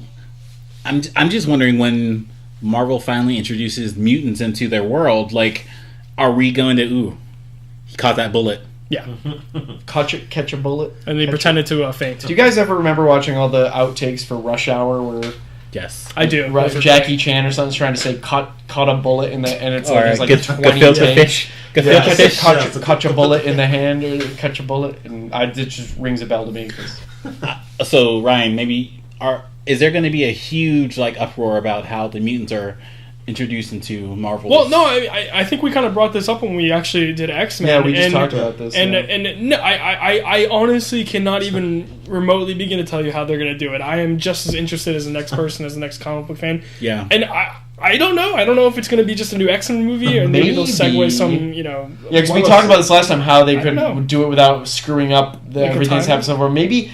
Like Kevin Feige, Marvel Studios, they just want to get through the next Avengers. I think so. And they're like, screw it, we'll blow up the continuity. It's like, we did our part. We got through 11 years and 22 movies, and we didn't break barely anything. And I'm like, we'll just start over now. Maybe that's just their plan, because maybe they don't want to be chained down. I'm not sure we're gonna get a mutant verse, like Avenger, or something like. It might just be like a new rebooted X-Men. It could exist separately, like these Joker movies, like the Todd Phillips Joker movie, where we have Joaquin Phoenix playing the Joker, which they're filming now, is going to be completely separate from all the Jared Leto Joker stuff, which is confusing. With that being said, I can tell you that the fan base 100% wants to enter them into the universe we have. We want to see our superheroes today, Avengers, with X-Men. We want to see crossover. That's what we want. I think it could make some great storytelling. Yeah, it is time. Well, the thing is, it's not time yet, because we still have these Fox movies coming out these Fox X-Men movies coming out. So got Dark Phoenix, New Mutants, and if those are successful, you're not gonna just crush the storyline and say, start over. But So we're very close to being introduced to. I think close. what most people would say is the ultimate villain in the history of comics. I mean, he's up there. History of comics. History of comics. There are lists online of like the main villains of all time. He's gonna be in the top 5 easily. Yeah, we have Ned Beatty here as his henchman. Ned Beatty's been in a lot of great stuff. Otis, he's been a lot of great stuff over the years. He has. All sorts of He's things. a great actor. Yeah. And Lex Luthor first appeared in a comic, a copy of Action Comics number 23, so in the early 40s, and but he actually wasn't bald in that issue, and I find that kind of interesting that he does have hair in this in the beginning, I believe, and then he later on becomes bald. It wasn't until Superman number 4 that we get our first appearance of bald Lex Luthor. So, really? Oh, interesting. Yeah, so he does have hair at first. Did they explain why? I haven't read the issue, but I assume so. Yeah, I'm not 100% sure what it is. But I have some tidbits about what Lex Luthor's hair and other things, but we'll wait till we see him. We've not seen him yet. Yes, and this is. We're almost an hour into the movie. We've not our main villain. Gene Hackman at all. and to be clear, I would kill to own an issue of Action Comics 23. It is very, very expensive key book, so it's not something you easily come by. I feel like nowadays the very beginning of the movie would have some scenes setting up the villain. Like, what is Lex Luthor's connection to the story been to this point? I don't know. Has he even been mentioned? Maybe until we get to the Daily Planet, maybe. But right now he's going to a secret hideout. Right. Yeah. Even when I was in film school, like my screenwriting teacher was always, she would like throw out a movie, let's talk about it, and I'd throw out like Spider-Man. And then she would like, well, it's tough because Spider-Man was like an origin story not only for Spider-Man and Peter Parker, but also for the Green Goblin. And she would always talk about how we didn't see the Green Goblin's first appearance until like 45 minutes into the film. And I'm like, why is that a bad thing? And the more I watch these superhero films, it's like, we see that happen. It's kind of the standard. Yeah. Sometimes it takes a little while to develop them. Yeah, especially with the origin movies. I mean... Otis is such a bumbling... John Williams has a good bumbling theme. It reminds me of the theme for he did for Indiana Home Alone Jones? or for Home Alone for Harry and Marv or something. Yep. These two bumbling guys. So I think most people agree that of all the Lex Luthors we gotten, Gene Hackman was the best. I mean, Spacey cinematic Spacey kind of goes over the top. He's fun to watch. I mean, in general, Spacey was fun. I just don't like Spacey because of obvious. Well, they're definitely both better than Jesse. I like Jesse Eisenberg, but was Jesse Eisenberg Lex or Lex's son? He's supposed to be Lex. Technically, no. I believe he was his son, Alexander Luthor. Wait, what? Yeah. Oh, I guess I missed that. Yeah, he was actually his son, Alexander. He actually references his father in the movie. So. Oh. Dizzy. That fits more with the modern, all these billionaire dudes are like Mark Zuckerberg's, like in their late 20s, early 30s. That's all reflected if you look at times, If you look at when Superman came out, it was always, post depression, the disparity of wealth was huge back then, and Superman, this ordinary type of looking guy, was fighting some mega money person, which was Lex Luthor. And even you look at Batman, a lot of Batman's villains that he fought in the very beginning were bank robbers, right? Yep. Yeah. Criminal, just overall general criminals. So now we are exactly 1 hour into the movie, and we see our first appearance of Gene Hackman. And we see that he's pretty mean. Gene Hackman's such a great actor. He just got done killing this police officer. And so you mentioned his hair. Oh, go ahead. Oh no, and then this is kind of like his introduction. He just shows he's the bad guy. Mrs. Tessmacher? He's got his lair underground, of course. Who is Mrs. Tessmacher? Because she's beautiful. I'm not sure, but she's showing off a lot of cleavage there. That's for sure. You mentioned his hair, Ryan. So Gene Hackman refused to shave his head for this movie, and he refused to wear even a bald cap or anything. So we'll have to pay attention to this because if anyone wants to watch this, apparently they styled Gene Hackman's hair differently in every scene, so it looks like he has a different a wig on in every scene. Okay, that makes sense. Because at the very end, I believe he does he did agree to put on a ball cap for the one shot where he pulls it off at the end. But we'll have to see how his hair looks through every scene, because he also initially refused to shave his mustache. Gene Hackman had a mustache in the 70s, if you've seen any of the other movies he was in at the time. And Richard Donner somehow convinced him to do it. I think Richard Donner said, I'll shave my mustache, you shave yours. So that's why he got him to shave, but he wouldn't do his You know what? I think for getting paid millions of dollars or whatever it was back then to do it, you can shave your freaking mustache. Gene Hackman was 48, 47 at the time, maybe when you get to that age, he's got a receding hairline. Maybe he was worried it wouldn't grow back. What came shortly after this? Hoosiers? That was a few years after this. That was the 80s, late 70s, early 80s. Or maybe, it was around the time. He's probably a big star. He's probably doing other movies as well. Yeah, Gene Hackman was a big star, I believe, at that time.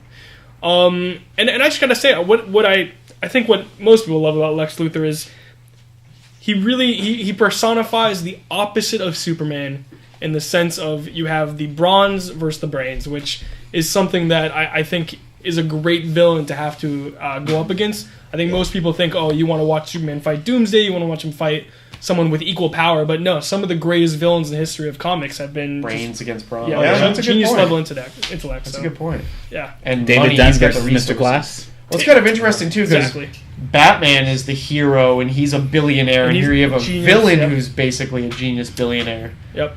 Billionaire, playboy, philanthropist. Well, what's fun is when you watch Batman go up against Lex Luthor. That's when it gets interesting. Yeah, for sure. Yeah.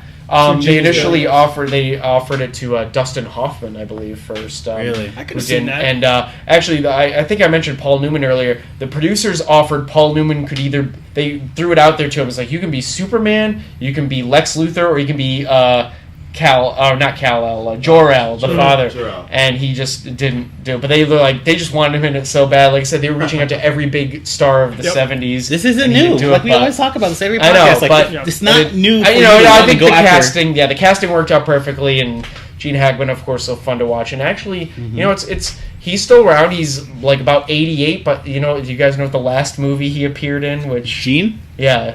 Ooh, give me a sec.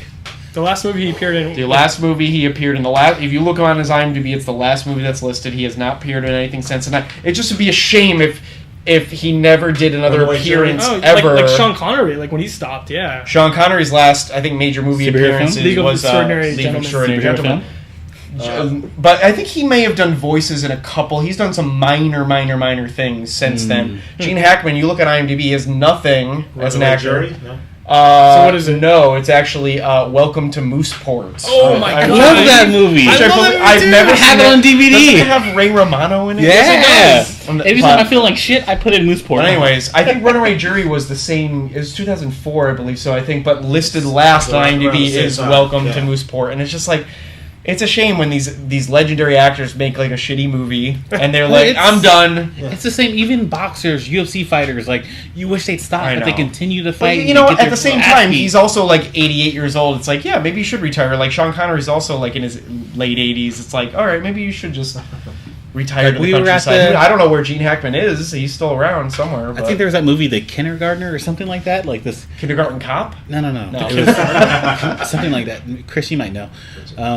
It was at the Black Film Festival a few years back. We were at the Directors Guild, and this guy was like talking about the movie, is premiering it, and Sidney Poitier was in the actual audience, and then he was like talking about like this role would have been perfect for some actor who was notable, blah blah blah. Sidney, I emailed you 3,000 times, and you said no every single time. Well, yeah, and this is like everybody wants these big movie stars in their movie and stuff, but sometimes they're not. It doesn't mean they're right for the part. Yeah, that's true. But this worked out.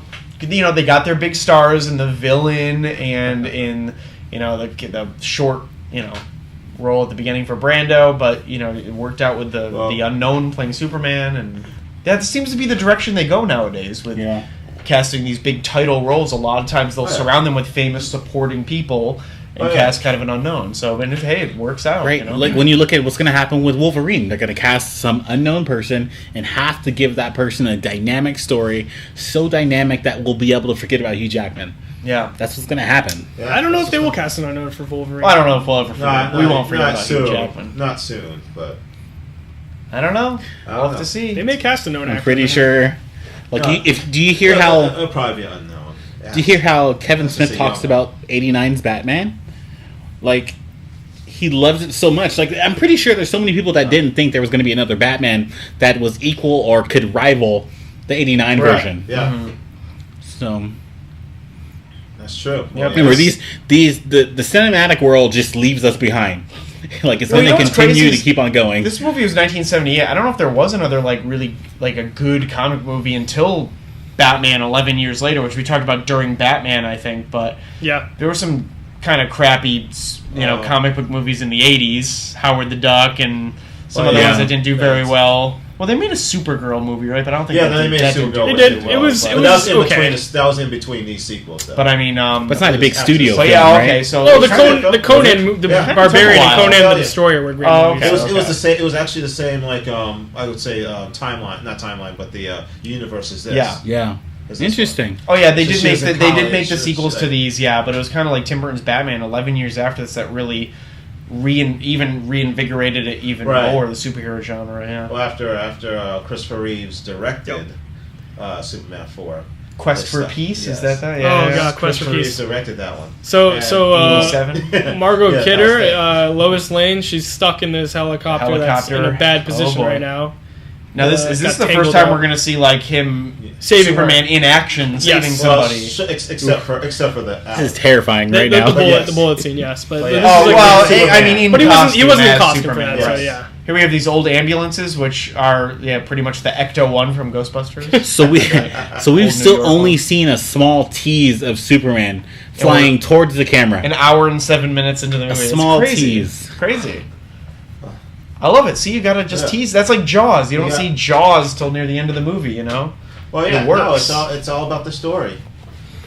Well, we just watched Jaws 2 in my backyard a few weeks ago, right? Or Chad. Oh my god, the sequels are great. That's another example of a franchise that just like had a great first movie and then sort of went off the rails. All the 3 unnecessary sequels. See, this is See, that was a joke because he's known to change in phone booths, right? And that didn't have. It wasn't a full phone booth. Yeah. But Deadpool would have did it. See, this I thought was interesting, and I actually thought they did get this right with the Man of Steel version of Superman. He's got super hearing. He could have heard her and everything going on upstairs easily from the inside. Richard Donner plays it like he comes out and he sees all these people and he looks up and he sees things going wrong. He would have known stuff was going wrong. Superman's on the set of HBO's The Deuce all of a sudden. He just ran into a pimp and his girls on the street in 70s New York. He just went through the revolving door, turning into getting the costume on. Yeah. This is great. Here we go. He's saving her. Oh, grabs Lois in midair. They pioneered a lot of techniques. Who got you? Oh, who's got you? Got me. Who's got you? That's a very famous line. But they had to come up with a lot of techniques for the visual effects between wire work and then the close-ups in front of either rear screen projection, which is when they project the movie, they film the background plates and film it behind the actors and do it in camera, or they did a lot of blue screen work, which was not as advanced as it is nowadays. So they actually had to alter the color of his suit. Because think about the blue in Superman's suit behind with a blue screen. They didn't have green screen back then. It was just blue screen. So they had to make it a little more aqua. So let's talk about the notion really quick of an actual superhero. Let's put yourself in the place of those people on the ground watching what you just witnessed. Wouldn't you want this to be real life? Like, wouldn't it be so cool to know that a god essentially exists, like a superhuman being? I would. Someone to come save the day. In the 70s? No, now. No, I'm saying now. Like, I would want it. I would love to have a super being that could save the day. But they've had this debate. Then it would lead to stuff like the Sokovia Accords we're seeing in the MCU, where they have all these powers. Like, well, you're just talking about Marvel. I mean, I'm talking about real life. I'm just saying that. I think that what the MCU has explored is maybe what the real world government response would be to something like this. You know what I mean? Like, you got to keep them in check to a certain degree. And they tease it at the end of Man of Steel, where he takes out the satellite. It's like, listen. I'm here, and then you guys are sending all this technology to find out where I live, but they kind of tease it. And I think the Man of Steel and the what's the one? I think Man of Steel might be more prevalent than you think, Chad. Like everything that you're thinking about. It's more it just is a modern take. No, I mean, And it's tough because Kevin Costner's deaths. Man of Steel. I like Man of Steel. Yeah. So, well, I disagree with you guys. I would love to have a Superman, someone that if an asteroid was heading towards the Earth, he could go. It would be great. But who, we got to think whose side. As long as he's on our side. What if like Superman comes to Earth, the first people he runs into are like ISIS or something, and they convince him he doesn't know any better. He doesn't know how things work on Earth. Chappie. Well, there was actually a modern book that came out. Chappie doesn't know any better. There was actually a modern book that came out about 3 years ago where Superman, his origin was changed, and he actually was Russian. I remember seeing something about that. It's called Superman the Red Sun. Yes, I've heard of that too. Yeah, it's actually it's a great one of those revisionist history kind of things. It's interesting because he's technically still good per se, as I recall in it, but his allegiance, his who he, is geared towards is different. It's interesting. Well, Ryan, that's perfect. Like, think about the fear mongering that's been I've seen the fear mongering since I was a little kid. I'm 32 years old. I've been watching that since I was 8 or 9 years old. That does something that conditions you to just be so fearful. Yeah. And I don't know. I see a super person like this. I feel like a majority of the world is going to reject that person. You're probably right. Because the majority of the world might want to be that person. Just think about how competitive we are in everything in life. No, that's true. We're taught to compete since we're children. We're taught to compete to get into college. We're taught to compete with our peers.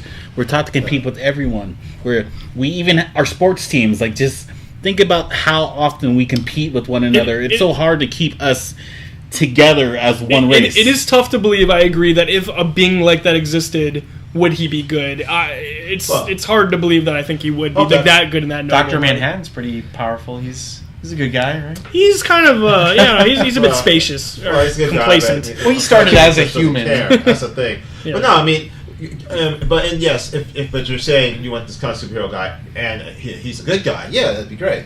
Right, that'd be great. But I mean, I think our world would. They would probably reject it. Martin, we've talked. I think they would reject it. Did we talk about this during Batman, where we're talking about we have all these questions watching this movie from 1978, which you said a lot was addressed in 2013's Man of Steel, what would the government response be? What would all these questions? But we talked about this, I think, during Batman, where it's back then, when this movie was made. People didn't care. People didn't need an explanation for every nuance, every technical. I need an answer to why the government hasn't responded to this. How they've responded? Or not just government, but I think logistical questions. Yeah, I think you're right. This was still the point. It was only up until recently where everything had to be very real world based. Yeah. This was still, like we said, this is more real and less campy than what had come before, like Tim Burton did with Batman, but. It was more real in a lot of senses, but still not completely real. It still was fun and still a fantasy in a lot of ways. You didn't ask all those questions, which is what movies maybe should be sometimes. Right. We need more movies like that but now everything gets broken down on the internet and Reddit and just to a degree where you can't have any plot holes. You can't have plot holes now. No. But everyone has a voice. Everyone has a voice. It should be an escape. You shouldn't have to think about these things. You don't want to. You want to escape your real life and not think about all these problems and nuances and logistical things. Well, I just think maybe I don't know. Depends on the kind of movie it is. What did you say? I just think everyone overthinks things. I know exactly. I agree with you. It's a simpler time. Go into a movie and just enjoy the movie. Why does everything have to be overthought? I'm with you on that. It just depends on the movie. I gotta say, it doesn't have to. A movie like this, it's a fantasy. Like this, yeah. Like that's impractical. He just put that in the middle of the street. What the hell? Who cares? But it's the thing about. But in this film, it's the thing about him doing all these super things that no one can do. So nobody's asking any questions. That reminds me of Hancock when he saves the guy from the train, and then He's like, why do you go up? Why did you just go straight up? And the people, the normal people, are that's criticizing Hancock. Yeah, it was kind of funny to play on that. Yeah. I think Hancock was a good play on how real people would treat a guy. Yes. To the point where he just stops giving a fuck. Maybe you're right. He stopped giving a fuck. Right. But he's because Hancock was trying to be good, but everyone just rejected him. If he messed up one thing, everyone hated him. Right, that's why I like Man of Steel so much, because it's just I would be so scared to present myself as a god. Yeah. Especially when you think about how far religion has come, and being negative and in terms of like all the wars that are caused because of simply religion. You know what I mean? Like, I wouldn't want to present myself as the second coming, as a superhero. But Ryan, what you said is perfect. Like how people view this film. How people view this film and love this film because of how hopeful it is. Like, I want to see us return to this. I would love to see a return to this. Wait, okay, so this is Air Force One getting shot down by lightning over Metropolis. What are the chances that Air Force One is flying over Metropolis with the president? There's like 7 pilots in backups. You don't want the plane to go down with the president, but see, none of those guys can help when the engine gets struck by lightning. Of course, he's there. This is like Superman is American. He's saving the president of the United States with the flag on the plane. I just watched Jerry Seinfeld's episode of Comedians in Cars Getting Coffee with Barack Obama today. We talked about that in the last one. I watched it again. Oh, yeah, it's great. It's great for sure. Yeah.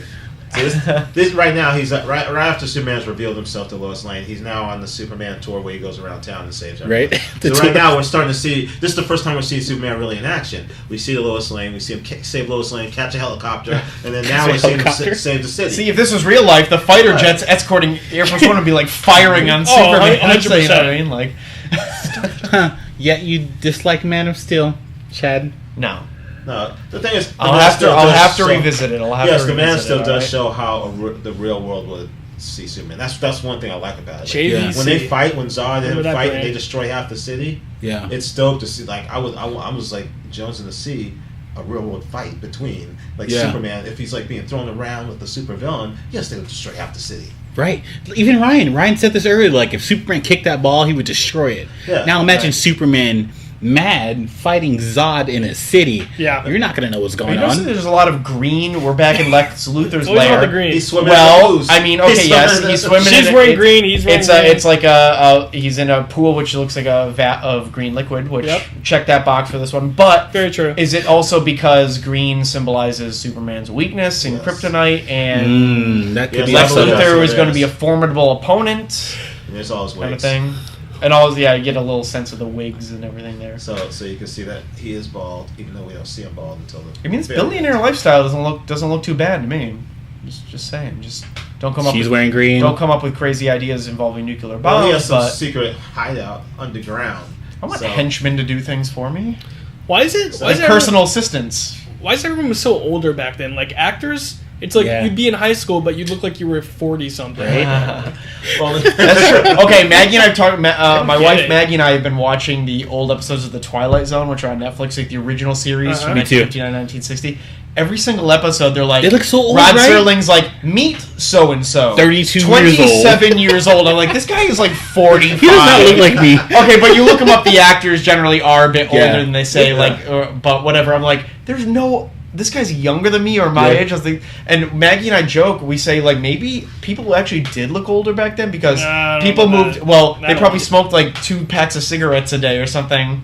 That's wrinkled true. their faces a little more. I think that really shifted in the 80s. People didn't take as good care of each other. I also think that a lot of the actors out there were older. Like there wasn't tons of like child actors. No, you're probably right. There was child actors, but they were big like the Shirley Temples and stuff. Right. But they were rare. There wasn't tons of like young actors. Yeah. Tons of teenage actors. Right. It's like when you were acting, you were already older. So there's. Well, it was also common back. People got married and had kids by the time they were like in their early 20s. Like you kind of went through more life changes and aged a bit. Mature. You had to mature a bit faster in your life, and there wasn't also the Disney Mouseketeer farm. You know what I mean? Like in the 90s, like we weren't grooming people to become stars by the time they turn 21 or even 16 for that matter. You're either a kid star and then you stop being a kid star, kind of like Shirley Temple or whatever. Yeah. Yeah. Oh yeah, it's a funny observation for sure. Perry White's giving everyone he wants everyone to find out about Superman. And he's like little small like funny things he's asking everyone like I want to know what's his does he have a girlfriend? He walks up to Clark Kent. What's his favorite food? And then Clark Kent opens his mouth like he's going to answer. He kind of just walks away because it's all rhetorical questions. Who's better, Perry White or J. Jonah Jameson from Spider-Man? Oh, I gotta go with J. Jonah. Love J. Jonah. Because you just think of J.K. Simmons playing that. I think that's why. It's perfect. Yeah. Although the animated version, which you probably never saw for Spider-Man. Nope. That J. Jonah, the animated was, I don't know, maybe even better than... Well, yeah, he was... Because he's very fast-talking, and which Perry White isn't quite... He's not quite as exaggerated. He's just mad. All newspaper editors, they have deadlines. They're always he represents that 10% that's just mad at this time. Well, I think he's better than Lawrence Fishburne now. Wasn't that a stereotype though, that like newspaper, the head of the department or the police chief, they're always like angry people, like in every movie? Wasn't that like a thing? Well, they're probably stressed out. It's a stressful job. I think that's continued. Didn't they play on that theme in The Last Action Hero with Arnold Schwarzenegger? They kind of played on that. Maybe. Like Hollywood is always about like angry police chiefs and stuff. Yes, actually, yes, they did. Yeah. Like, why are you always mad? Okay, so we're looking at this scene where Superman drops in. Is that Lois? That's Lois, yeah. Okay, he drops in and he's being like very Ravenwood. He's being very like he's everything that Clark Kent is. And that's Harrison Ford. Oh yeah. Oh, I think he was considered for this part too. Honestly, Harrison? He was. Yeah. Sorry, go ahead, Martin. I'm just saying, like, look at how like suave he is. This is what every man wishes they could be. Yep. With that big bulge in his type. I mean, just saying. Actually, I was gonna say he looks pretty bulky. Yeah, catches the ladies' attention there. He was in good shape. You're right. He did bulk up. He is a Superman. Oh, somebody. Who was it? Was it Roger Moore? I believe, who was playing James Bond at this time. He was filming one of the James Bond movies on the same lot. It was either Pinewood or was it Shepperton? One of those. Yeah. And he wrote in his autobiography. This was like a few years ago. Something about when they were filming at the same time as this movie on the lot. He would be in the commissary and see Christopher Reeve would walk through in his full Superman outfit, and all the ladies he would notice and be looking. But then he would notice times when Christopher Reeve would walk through as Clark Kent, like literally into Clark Kent, and nobody would turn his head. So funny. So really, obviously you can say it's the colors and it really stands out, but it also shows up. He said he bulked up for this and his physique, and I mean he's a good-looking young guy in this. You know, like you said he was mid-20s. He was like 25, 26. I think. How old is Margot Kidder in this? Do you think she's about 30? She's like 30. She's like 4 years. And that's what I'm saying. Does she look 30 to you? She looks like she's in her early 40s to me. She does look older. She looks older. Like nowadays, you see an actress playing a 30. She looks 30 to me. He is so Christopher Reeve is even like so well chiseled and stuff. Yeah. Like. He's a man, guys. I mean, compared to us, like let's be honest. Like we don't, They got the yes. I'm just saying. that perfect chin. I mean, come on. Just saying. Yeah, there's definitely a certain type that has to be cast as Superman. There is Henry Cavill. He doesn't look anything like Jor-El. No, there is a like Marlon. Well, maybe in Brando's younger days. I guess so. Yeah, I guess so. There is a serious bulge going on there. You guys are correct on that. on the bottom section. Get some socks stuffed in there. I don't know. But I mean, like Superman looks like that in the original comics, right? So that's why they just cast actors that are that. What you mean? Very. No, I mean that and the chiseled, like very black hair, like correct. The build, it's, I think that's why all of my top 10 are brunettes. Guys or girls? Well, we're talking about chiseled black-haired dudes playing Superman, so Megan I'm Fox. just saying. She's my number 4. Halle Berry. Halle Berry. Yes. Halle Berry's not in there. Oh, wow. I'm just saying, like, just think about how that's like the perfect United States specimen right there. Margot Kidder. Yeah. Superman. See, you're going between men and women here. It's getting very confusing. Too much. Well, that's why he was casted. Martin, is there something you need to tell us? Not that there's anything wrong with But it. the thing is, like, I feel like Christopher Reeve actually both of them are brunettes. enough. They are. He does. He totally when does. they cast Brandon Roth and Brandon Routh and Ruth. His name's Brandon Routh.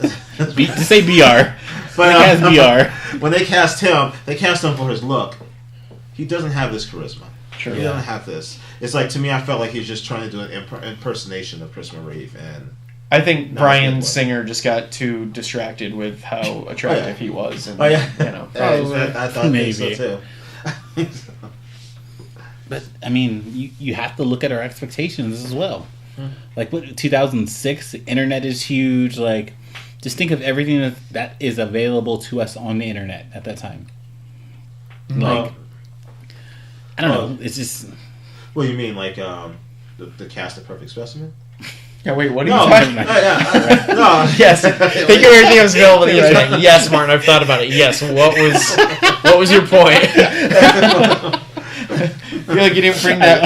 I lost it. Bring that one home. And I lost it. I lost it when I thought about my niece listening to this. Anyways, niece. Be careful on the internet. Do not go on the internet. Safe surfing. Well, story-wise, we have Superman who just did an interview with Lois Lane. The thing is, Superman is still kind of naive to, like, I guess anyone trying to be bad, because he just pretty much told Lois Lane, gave an interview, telling him all her superpowers and his weaknesses, pretty much. So when she reports all this stuff, this is how Lex Luthor's going to find out and decide to find out how to fight against them. It's so cool to look like now compare this to what Man of Steel did. There's so many similarities. Like even when we went back to Batman versus Batman Begins or The Dark Knight, we saw so many similarities between both of the films. Oh, here's the famous. He takes Lois flying with him. This is like the whole new world sequence from Aladdin. I wasn't a big fan of this cheesy voiceover that she does though. With like, does he even know it exists? Originally, the plan was to have her sing. Like actually sing this song. I'm happy they didn't. And Richard Donner was like, "No, she's not going to sing." What? No, that would have made no sense. Right. So the voiceover is, it's the. I'll take it. Actually, evils. She did reference Neverland and Peter Pan a second ago. Oh well, I mean, it's very similar to Oh yeah, she's wearing the dress for it too. I love a good flying scene in a movie, like you have Hook and like you said, Aladdin, or when like a character takes another character flying. There's even Harry Potter when he's on that creature thing and they're flying. So they're in front of a screen right now, correct? Yes, a lot of this is either blue screen or rear screen projection. It's called blue screen. What's blue screen? Wow, you missed that whole conversation. We were just talking about this. Oh my god, I totally missed out. Okay, do you know what green screen is? I know what green screen is, but what's it's the same concept? Green screen, but it's blue. They used to, and up until that's 10, 15 years ago, there was no green screen. It was all blue screen. You watch any behind the scenes of Star Wars when they're filming the models, it's all in front of blue screens, which are very rarely used. It all depends on the situation. But Capers, just so you know, for visual effects, they film it in front of a solid, either blue or green background for visual effects, and then they can easily... Back then, instead of computers, it was optical printing, and it was easy to just replace one whole color, with a new background image, but now they digitally... It's like Photoshop. You just select one color and replace it all, and... Yeah, but green is way more common because the green they use for green screen now rarely conflicts with any colors in the scene. Yeah. So blue was a little trickier. Like we said, they had to actually adjust his uniform color so it wouldn't just disappear and become the background. Right. Fun fact, I think a few years ago, I don't know, this is all the guilds would get together to talk about different problems, and one of the things that they brought up was shooting in downtown where all the bike lanes that were a green color. Yes. Remember that? I read about that. Yes. In downtown LA, they painted all the bike lanes like that exact green screen color, so they ever need to film something downtown. That's so funny. Mess up productions. Yes, I did read about that. Only that's like hashtag only in LA. Only in Hollywood. Would that be an issue? It's like, it's just a bright color to protect cyclists. Yeah. No, it's not good for visual effects on the filming that might take place on the street. So I'm actually really happy that technology caught up with movies, because although I do think this is great, like there's nothing wrong with the way they're portraying him flying. I love the way we see him fly in Man of Steel. Yeah. Yeah. Well, it sells the power, right? Doesn't he? Like, it's almost like sonic booms or something. Yeah. I just think it feels. I like it when it feels more real. Superman's a dick. Did he just drop Lois on? Just dropped Lois. No, she slipped. She slipped off. Her hand. But how could you be that irresponsible? He didn't take his time. Oh, he knows she gets turned on every time he rescues her, and then he holds her, and they get real close, and her arms around her. Oh, he loves it. So he's basically the man of stealing her heart in his spandex. A man of stealing her heart. Nice. That should be like a porno. Probably is. Oh, I'm sure there's been many porn parodies of this. Oh, here we get the voiceover. It is a little... it doesn't really match with the rest of the movie. Doesn't. Okay, so this is the first time I'm like, all right, this part hasn't aged well. Yeah. Every other part of this movie has been great, but this voiceover... This doesn't feel like... Okay, so when the Academy tries to make the excuse of, oh no, it's a superhero film, that's why we're not going to consider it for an award, where the hell did that come from? Because this doesn't feel like a superhero film. Whatever a superhero this film was nominated, is. not for Best Picture, but it was nominated for Oscars and stuff. Technically, they've always been... I know what you mean, like, they never get Best Picture love, yeah. Right. I don't know. So can Not? Was it Blade? Blade? Superhero character. Was it Blade? Like, what was it? Was it X-Men? That did what? What? That created like that disconnect between the Academy. It goes back. Cinema? This was never nominated Yeah. for Best Picture or anything major, rather than technical stuff. I didn't want to do it because I know we talked about why can't like you just enjoy a movie and not care about every little thing, but I have to point out Gravity. He's holding just her hand. Like I get he's ultra strong. It would be cold up there too. She should have been falling down everywhere else. Like she's like lifted up like that, and all he's holding is like her hand. Enjoy like, the romantic magic, Ryan. Damn it! Jeez. See, that's what we talked about.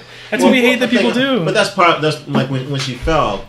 They were holding her hands, but right when they disconnected, she just straight dropped. Yeah. Instead of that voiceover, they should have just swelled the John Williams music instead of putting the voiceover. Hold on. Think about even that long. Think about those Cirque du Soleil performers that can like literally hang sideways on. They make it look so effortless. He is really strong. No, he's really strong. You could probably hold her with a pinky. You could probably hold on to my pinky. The thing is, she's going with momentum, so you can buy it. I guess. You can buy a little bit, but the thing is, it's like it must have been momentum. But I'm sorry, it's still cold up there. It's cold. Oxygen's getting thin. Well, I think he was transferring his body's sexual heat onto her. So. Oh yeah, and I got that expanding her lungs so she feeling. can breathe. Oh my god! Nowadays, like NORAD would have like sent missiles to intercept an unidentified object over a major East Coast city. Yeah. Like it's like what they did with Iron Man. I was going to say the same thing. That's why I love Iron Man. See, Iron Man. Yeah, that's the modern response. The fighter jets pop up next to him. Yep. But we gotta stop thinking about this, guys. We can't. Why not? Well, okay, I don't know. We can still think about this and still respect. Yeah, I guess that's the interesting thing about looking back. That's the difference between...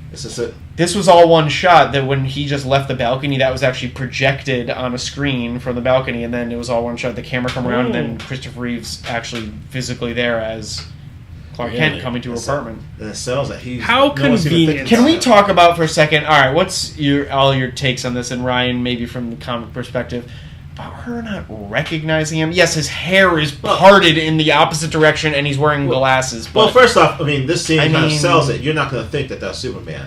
She was just mesmerized by this guy who's just magical. Yeah, that's true. She sees this guy. He takes the glasses off right here. Just you're right.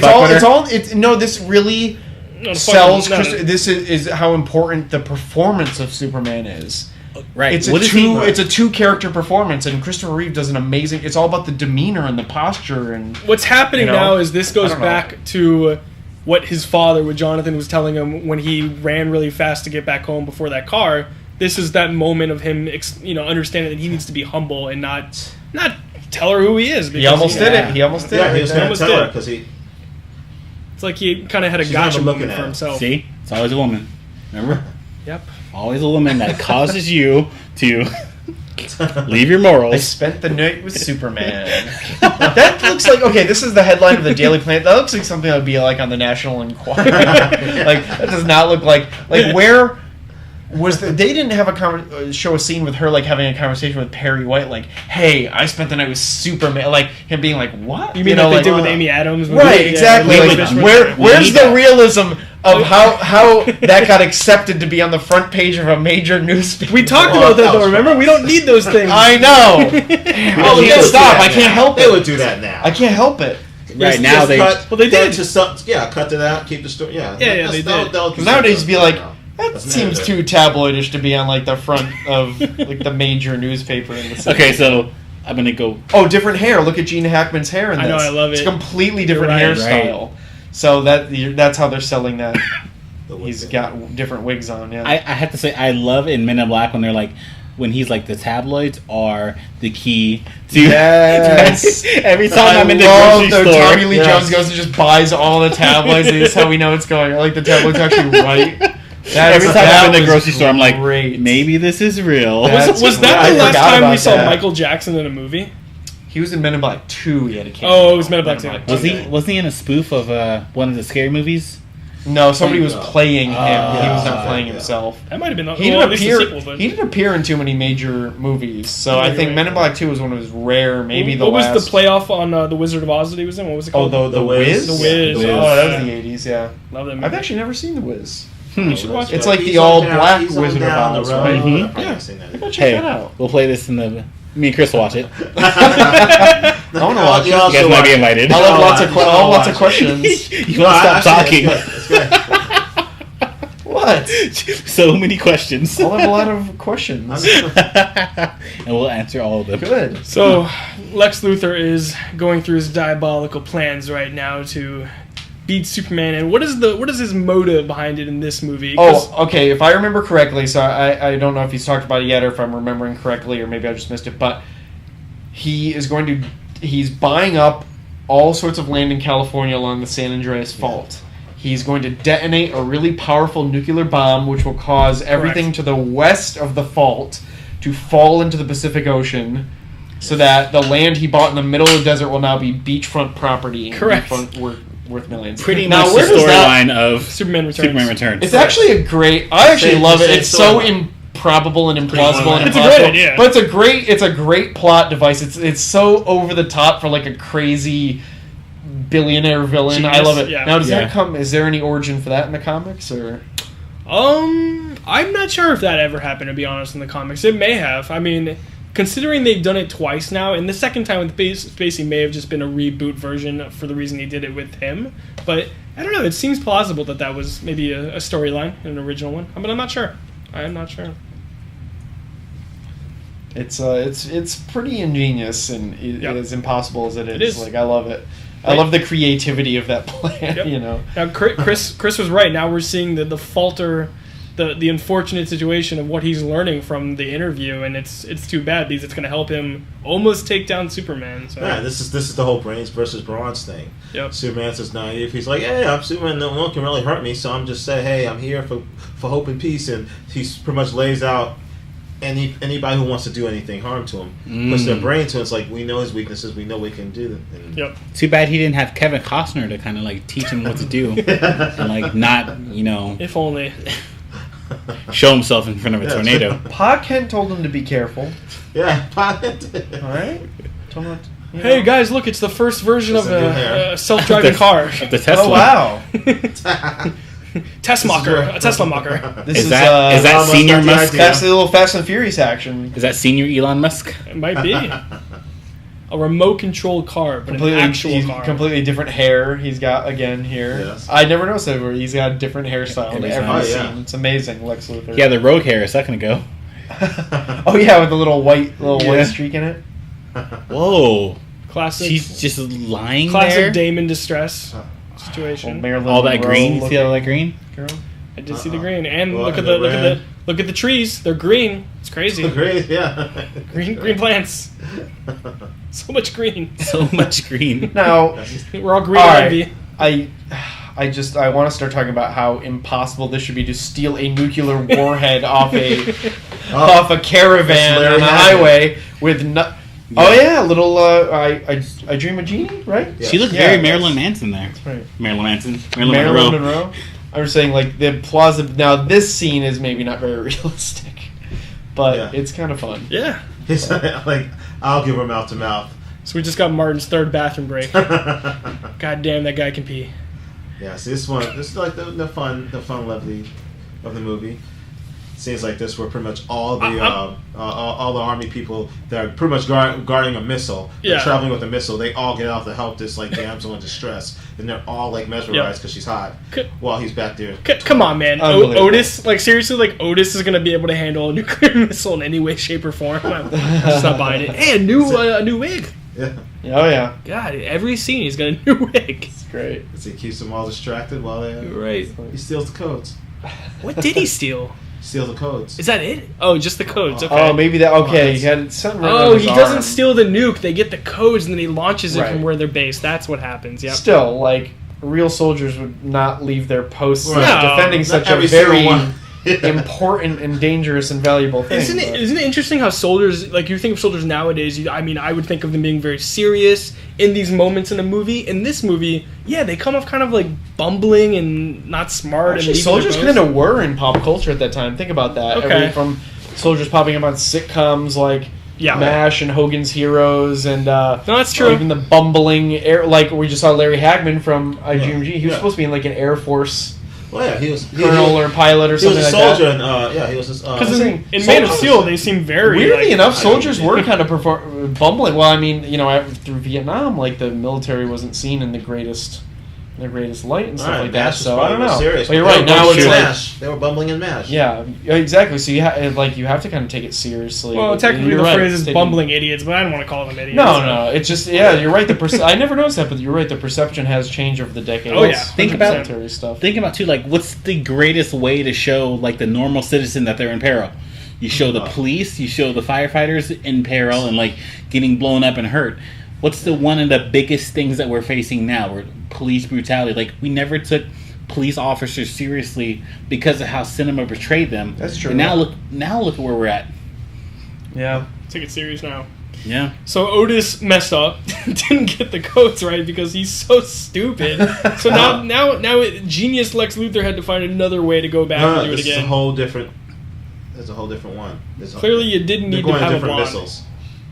No, this is a different missile, I think. Yeah, these are different. This is different. Oh, are you sure? These guys are in totally different uniforms. This is Navy. Because he just said get it right this time. He did just say that. Yeah, but these guys are in different uniforms. This is a different branch of the military. You're right. Yeah, they're getting.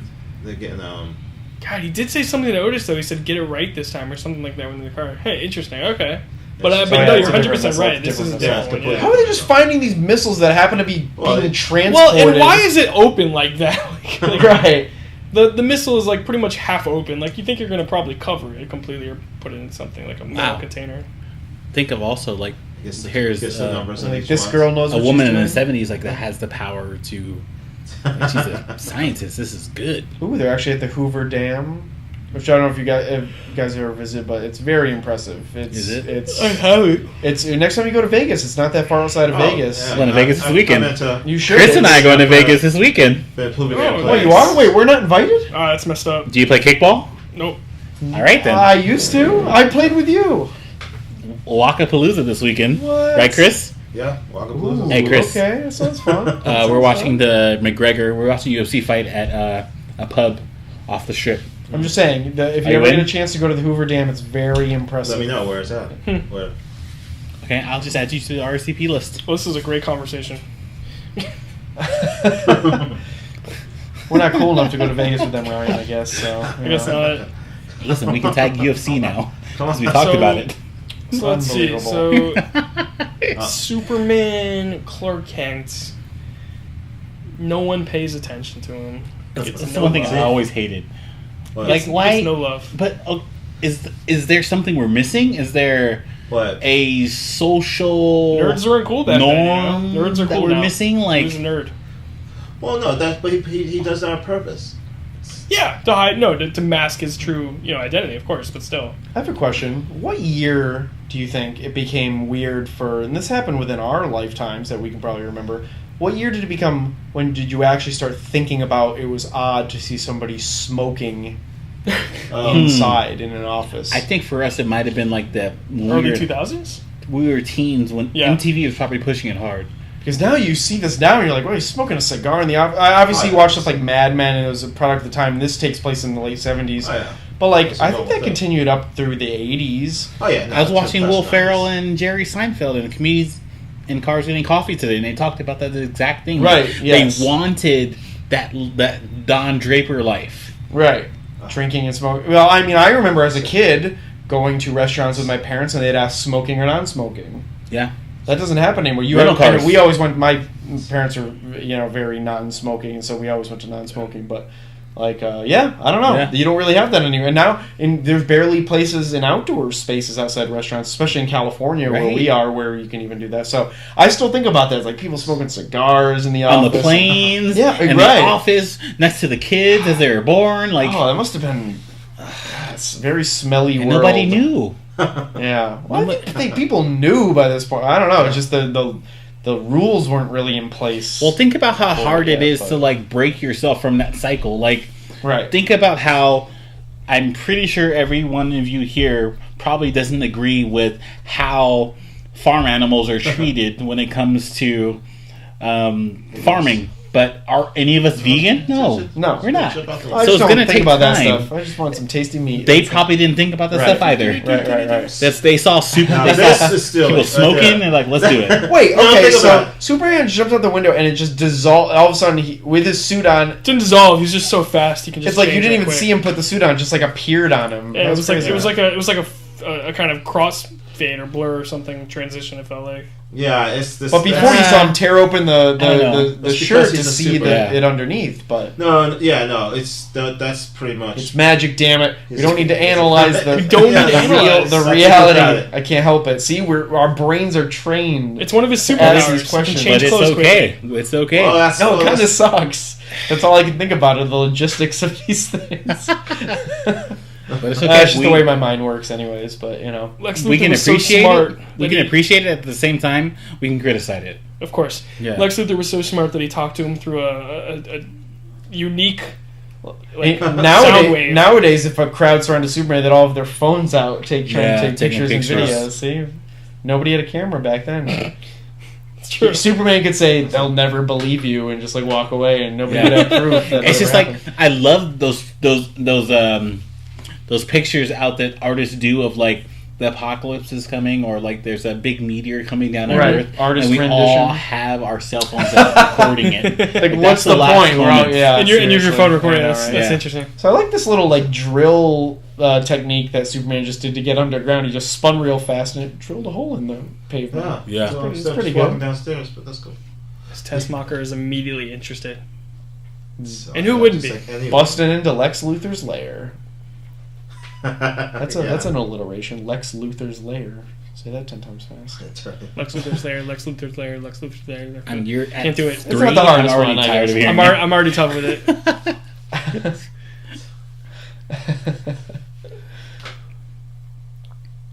Now his hair looks back to normal here. Martin.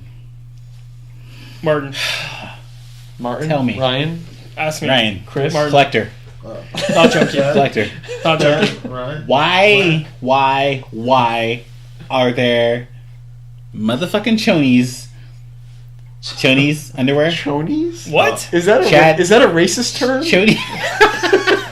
I'm not really sure what you're referring underwear. To. Why is there underwear over the spandex? What do you? Superman's outfit? I don't know. That's a good question. That's Kryptonian I'm not sure. style. I don't know.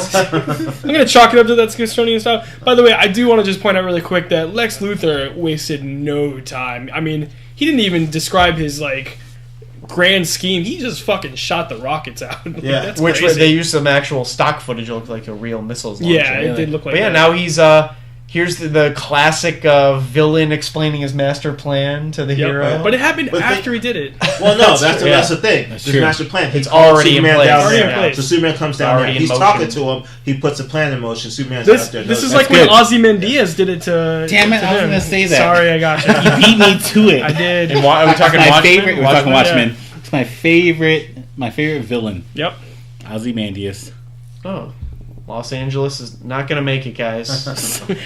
Why did we move here? Part of Los Angeles. The San Andreas Fault is like the thing. Like, why do we move here? We know that there's entertainment. You know what's actually really funny? I remember this was why would you move here? This was 2 years ago or something. So they both came out the same summer. Entourage, the movie, and San Andreas, the Dwayne Johnson movie. And I saw them within a couple days of each other. I went to screenings of both, and it was such kind of two very different ways movies portraying what life in California could be like the extreme ends of life in California.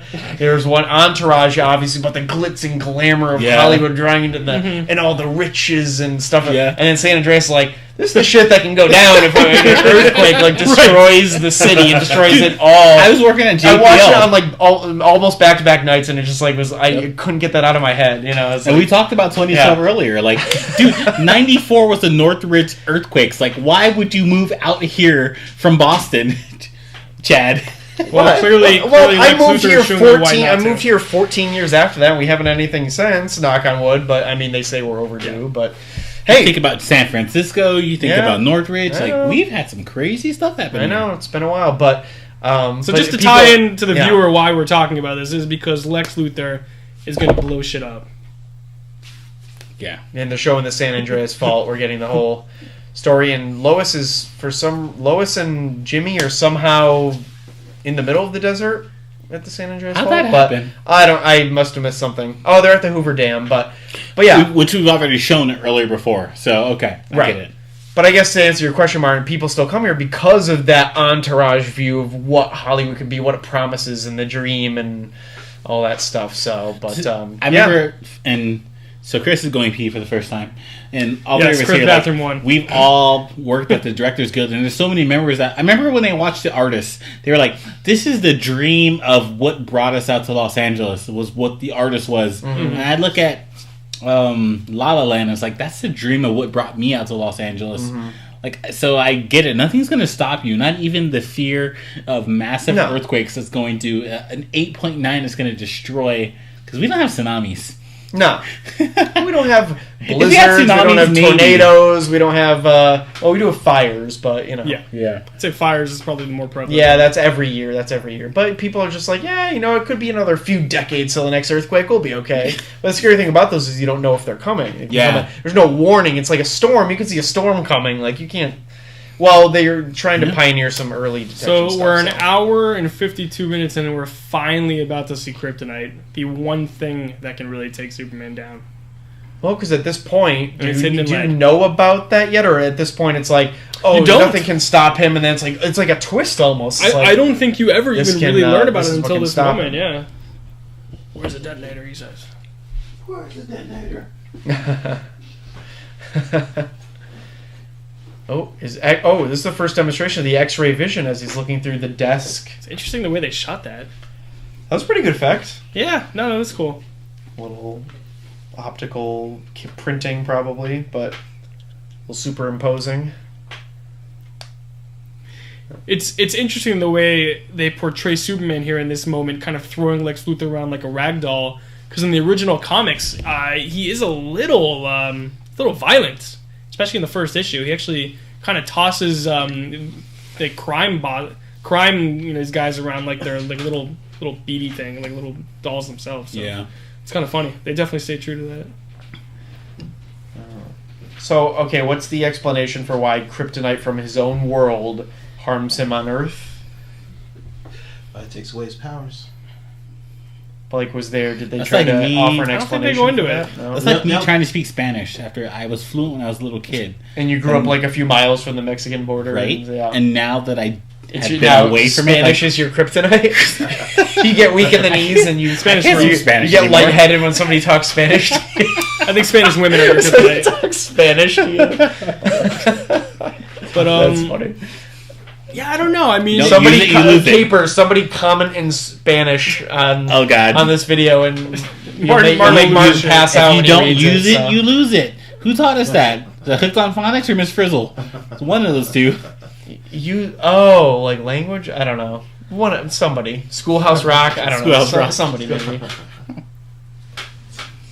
So I see. So Lex Luthor's lair is supposed to be in an abandoned subway station, which reminds me of so he's like the pre-Ninja Turtles, kind of getting the idea. That's what the Ninja Turtles had going on. You're right. And then Ghostbusters 2 they also go down. That's where all the oozes and pink ooze, not green ooze, where they go down to the abandoned subway tunnels and stations. Yeah, even with Kryptonite, he forgets how to swim. These missiles are going real fast. Oh boy. Better watch out. Better save Smallville. So they hijacked an Army missile, a Navy missile. They get like one from each branch of the military. I guess they all have missiles for some reason. The Coast Guard. I wish I knew if those were actually like legitimate looking for the times. Like if they were maybe. I just don't know. I don't know about the green. This was still Cold War, so who knows? Yeah, I would say they were. But this is when she has a little bit of a heart, and she falls. Well, she knows that her mom's gonna die if she doesn't do something. So I think. Well, but they showed. I mean, she's at the very beginning when she killed the cop. When Lex Luthor killed the cop, she called him, it's like, you're a monster or something like that. She does show a little bit of a moral side that he clearly does not have. Help me, Miss Tessmacher. Superman's like, throw me some floaties, please. I never took swimming lessons. Actually, I guess that would have done the trick, to be honest. We didn't have pools on Krypton. I don't know. Yes, I don't know. Did we see any oceans when we were? I don't know. It looked like all ice. I don't think they had any bodies. That's a good question. This isn't him weak from kryptonite. This is literally Superman is like a 3-year-old child who never learned to swim. He just did. Chris, can you swim?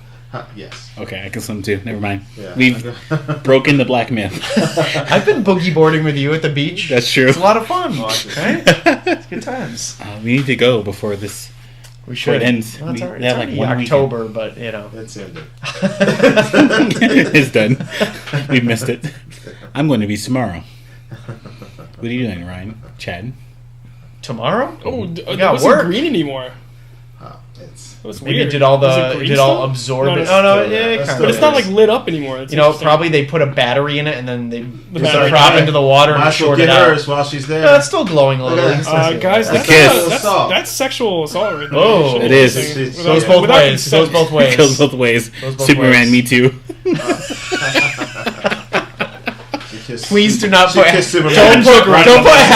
me too at the bottom of this video, please, because maybe we should just let's not get involved. Not interested. Let's not get involved at all, please. Martin not making this decision. Referencing that one. We redact the last 30 seconds of KC. Just delete it. But technically, if you look at that moment, it is a bit. For nowadays to see someone kiss someone without consent, not necessarily the best. She wasn't even trying to give him mouth to mouth. She was just she's kissed him. No. She put her hand on that chest of his and couldn't resist. All right, so Superman busted out of the lair. He's flying through New York. So those are real shots with him superimposed. This is probably him superimposed onto a background. Yeah, in front of the we saw the Twin Towers here. Those are helicopter only a few years old at this point. The U.S. states are very poorly shapen on that map. If you look at that next time it pops up. Was this map from 1920? Yeah. Here's Jimmy Olsen. Jimmy Olsen's hanging out on the Hoover Dam. Just let him die. We don't need Jimmy Olsen. If he takes a photograph of himself, if he's not careful, he might start to fade out. Whoa! Missiles going right over the farmers, and Superman's chasing it through the canyon. It's like Independence Day now. It feels so much more simple. Just think of how many films in the last 5 years have dealt with a warhead, missile or warhead that's going to destroy humanity. Yeah. This feels so much more simpler. Right. This is one missile. Right. Use your lasers, Superman. Where are your lasers? The visual effects actually still look really good in this. They really do. Decent. I mean, they're 70s decent. Visual effects, but they're not laughable, I don't think, in any way. This looks good. This looks great. I mean, he caught up to missile. He's right in there. Be right up in it, right? So his uniform must be fireproof, because that would be catching on fire right now. He's literally in the little character from the Incredibles make his suit. Oh yeah, yeah. They tested it out.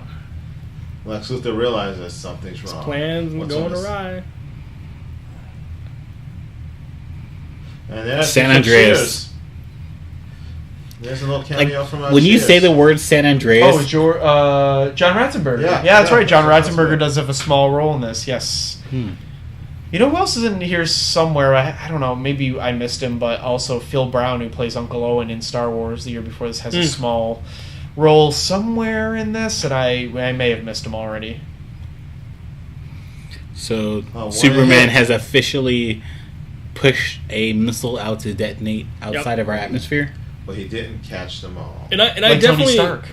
And I definitely think when Superman sees the full force of what a nuclear bomb is capable of, I think that plays into Quest for Peace with him wanting to get rid of all of them and make it a missile-free world. You're right. Nuke-free world. Oh, gee. I wish there was a Superman that really understood the 21st century.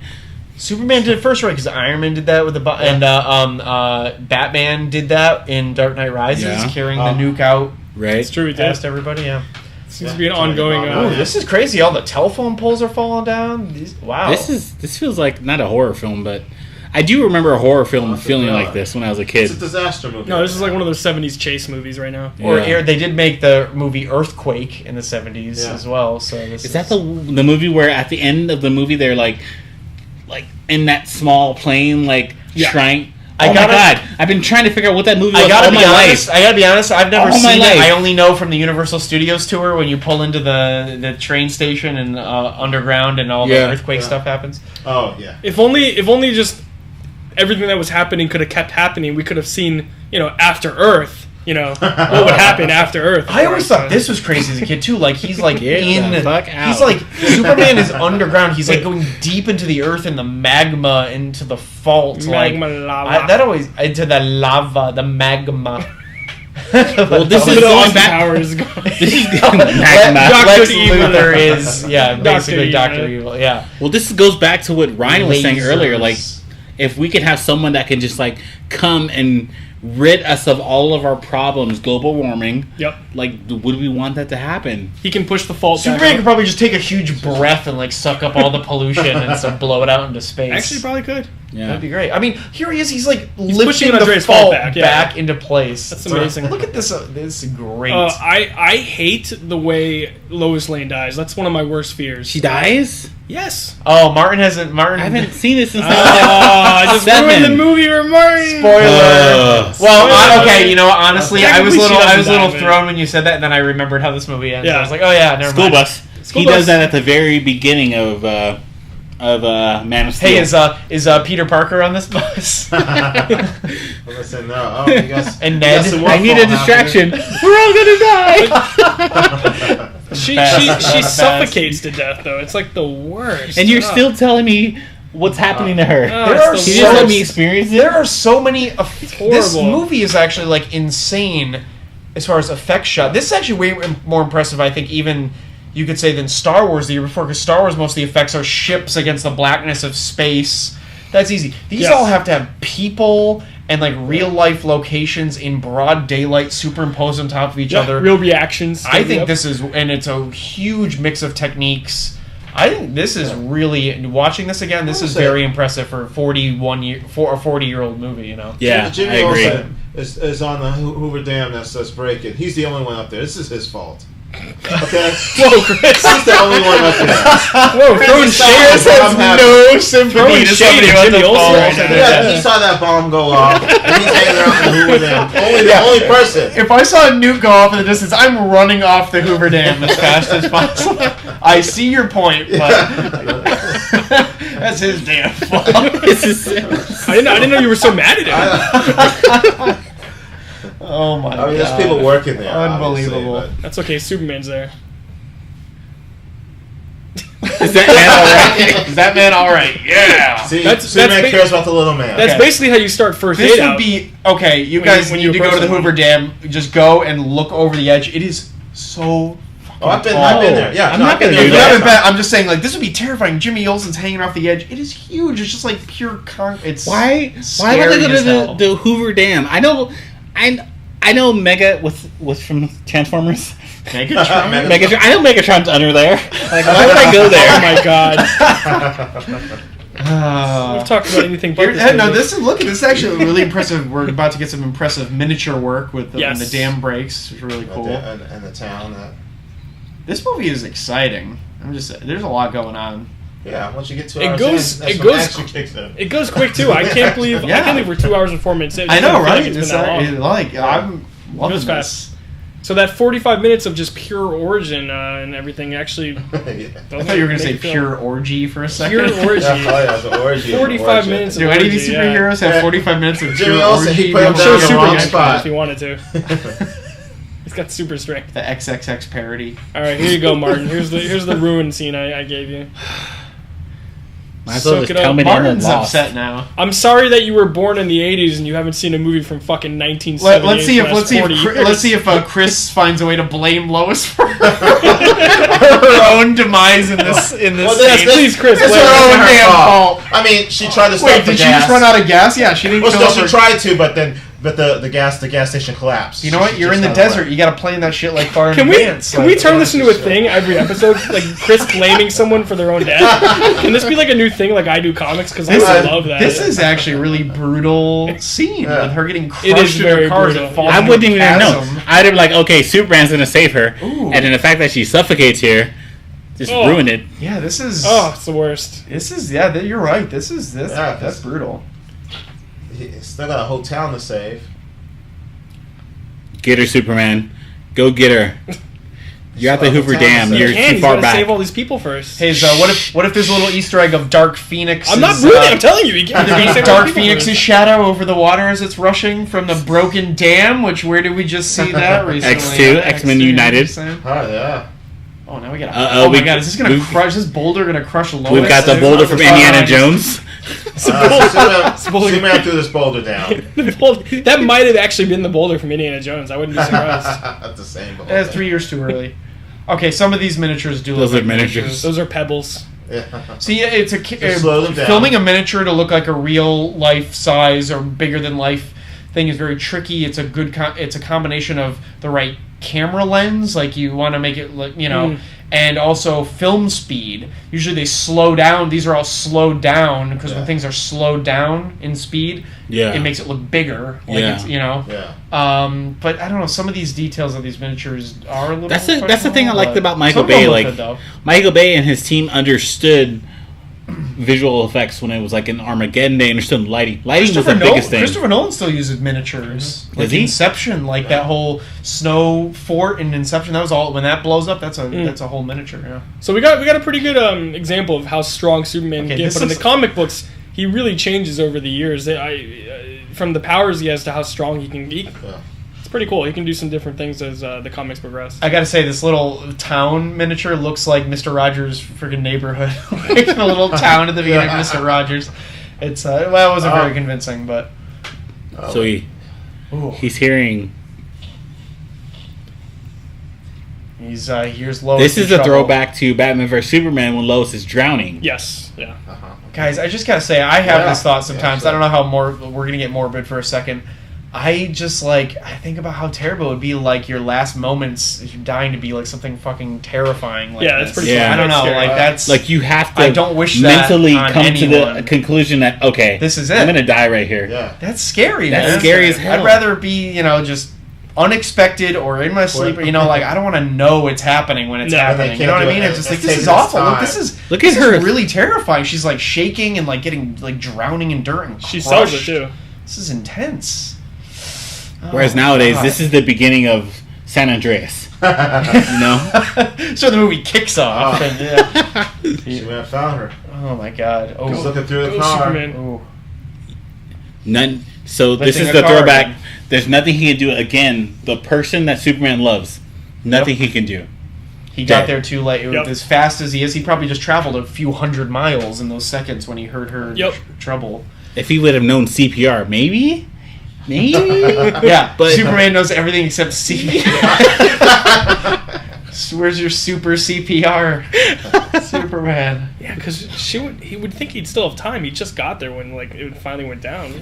In one of our movies now, CPR be banging on the chest. Like even in San Andreas, there's like The Rock banging on the chest of his daughter, like getting right. He doesn't even try to revive her. He doesn't. Oh no, he can hear her. He like super slap her, like snap her out of it or something. I think it's because he doesn't want those dirty lips. Like I don't think he wants to put his mouth out. He's like house Superman. Superman's a hypochondriac. He just like looks on dirty Lois. He's like, I'm not putting my mouth. Not touching you. He's already dead. Sad. So sad. Look how white she is too. Yeah. Well, thanks, Martin. And that's not. That's so yes, racist, they're both Martin. white. Yes, but she's like pale. Okay. Pale. Yeah. It's called makeup. We didn't watch Blade. I went, look how black he right? Look how black he is. Look how black Blade is. Wow. Oh, she's done. This is sad. It's so I sad. know. This is sad. He's lost like 2 important people in this movie. Life. You know, like Yeah. oh my god. Or Again, the camera pulls way out, so it's like you just feel that isolation. There's just him and the body like by themselves. Look at the fault stopped right there. And that's some of the She best. almost got away. Look at the fault stopped right there. She almost got away. Almost got away. That's her fault, Chris. It's her fault. She didn't get out of the car and outrun the San Andreas fault as it was collapsing. That's Lois's fault. And that's like, and that's when you think about horror films too. Like sometimes the less you show, the more effective it is because it causes you in your mind to think about what. Whoa! Superman freak out. Here's the anger. Oh yeah, this is intense. This story. is angry. So Martin, you don't remember what happens here? Nope. Oh, okay. There you go.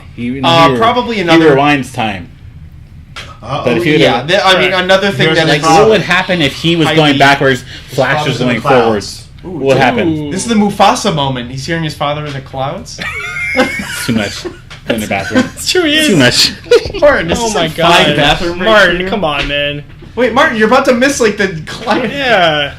Martin can't even handle. Martin wants to just remember Lois as being dead. Apparently, he doesn't want to see how this gets resolved. He has a very sensitive bladder. We get it. It's just. Here we go. So Superman is. Keepers, I've drinking 2 bottles of water and I haven't gone to piss once. I'm here for the distance at all during this movie. It's so good. So here he's going to reverse the rotation of the Earth. I love the way they do it too. It's pretty cool. This is a really cool effect. It gets faster and faster. Scene. Yeah. And just simple trick of running some of the film footage and rewind. Which by the way, Superman does not have the power to do this in any of the early comics. This is absolutely physical impossible as well. But yeah, so is this ever portrayed in the comics before this? They made this up? I don't know. I don't recall him being able to turn back time. I'm not sure. No, turn back time. If I could turn back time. And I was Superman. Oh, maybe should we not sing this? Are we is Cher gonna sue us? Maybe. We might want to be careful. I mean, that was actually in real life. Martin, what's the policy of singing Cher songs during the podcast? It would throw off everything. Martin's back, so we're going to recap. He flew around the Earth so fast in the opposite direction, he reversed time. I've seen that before. Oh, okay. Well, I thought you didn't know what happened. No, I've seen it. Now, here's what's interesting. The bomb part doesn't get reversed, so just... No, the dam didn't break. Yeah, I don't know. I'm confused about that continuity issue. Do you think if he just realized right there that he could do that, he'd go all the way back and save Pa Kent? Oh, if he's like, I'm just going to keep going. Good question. Going to keep going. Well, could he do that? Christopher Reeve's performance there was really good. He was so angry, and like tears were running down his face. It was that intense close with the anger. Like, maybe it was a one-time thing. I don't know. You're saying it was really well. I know that's okay. As from a screenwriter or filmmaker perspective, guys, do you think that's kind of dangerous to open a can of worms like that? In a movie reality, like, oh, he can just fly around the Earth and reverse it at any time. That's a good point. That's the scary thing about people are debating going into the next Avengers, which at this point we're still 7 months away from it. We've seen Infinity War, but now people are saying with the time, they're just going to go, all these characters who faded away, Black Panther and Spider-Man. Oh, we know it's just going to get undone. Like, we know.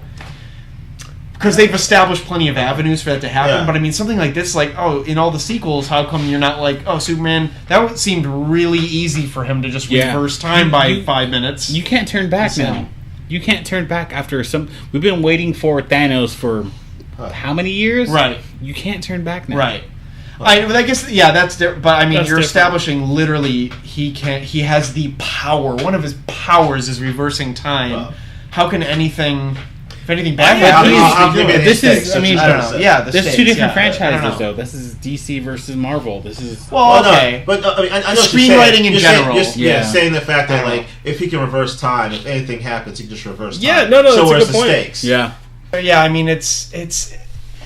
I guess you just accept it. Again, we don't want to think too logistical about it, I guess, but it works, Richard Donner made choices, especially even Superman 2, that he did superhero powers that were actual Supermans. Mm-hmm. he made a superhero movie. People are amazed to see this guy doing amazing things. Right. And so it's a spectacle. Yeah. And so he just threw all these extra powers in. Oh my God! Green lamp. Green lamp. That's the green lamp Martin always talks about. It is the first Wow. It's the first one ever. Wow, that is like the green accountant lamp. It's a green lamp. Holy crap! I think we might need to buy a green lamp and make that like a centerpiece. Oh, wet. Look at the ground's wet. We ground's didn't see it wet, raining. The ground is wet in the scene. We're checking boxes all over the place here. Wait, what is that one again? Just the night scenes. The ground's always wet. Oh, here he is taking off. Lex Luthor shows his bald head. I think Gene Hackman actually just agreed to wear a skull cap. Looks like a piece of semi-cooked meat.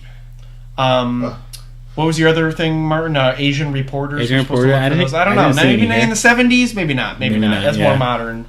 More modern movies. We'll keep an eye out for that. But see, it's like, does he have the authority to arrest these guys and bring them to a prison? Superman. He just dropped them off in prison. I'm just saying. Where's due process? They're not Did he read them the Miranda rights? You know. So he was Judge Dredd. He was Judge Dredd. Well, no, he just brought him to the authorities. So he didn't arrest them. He has nothing to read Miranda. Epic shot of him in space, flying towards the. Well, where was there even any proof that they did it? There's so much I can say about this right now. So much I can say about this, but I'm going to save it for Man of Steel. That's a good ending shot, I think, with him smiling to the camera. That's great. Now. Here we go. There you go. And the credits come flying out. Yeah, this is a great movie. This really holds up. Here we go. We're in the end credits now. So good. Salkin? Those are the two producers, the Salkin producers who clashed with Richard Donner.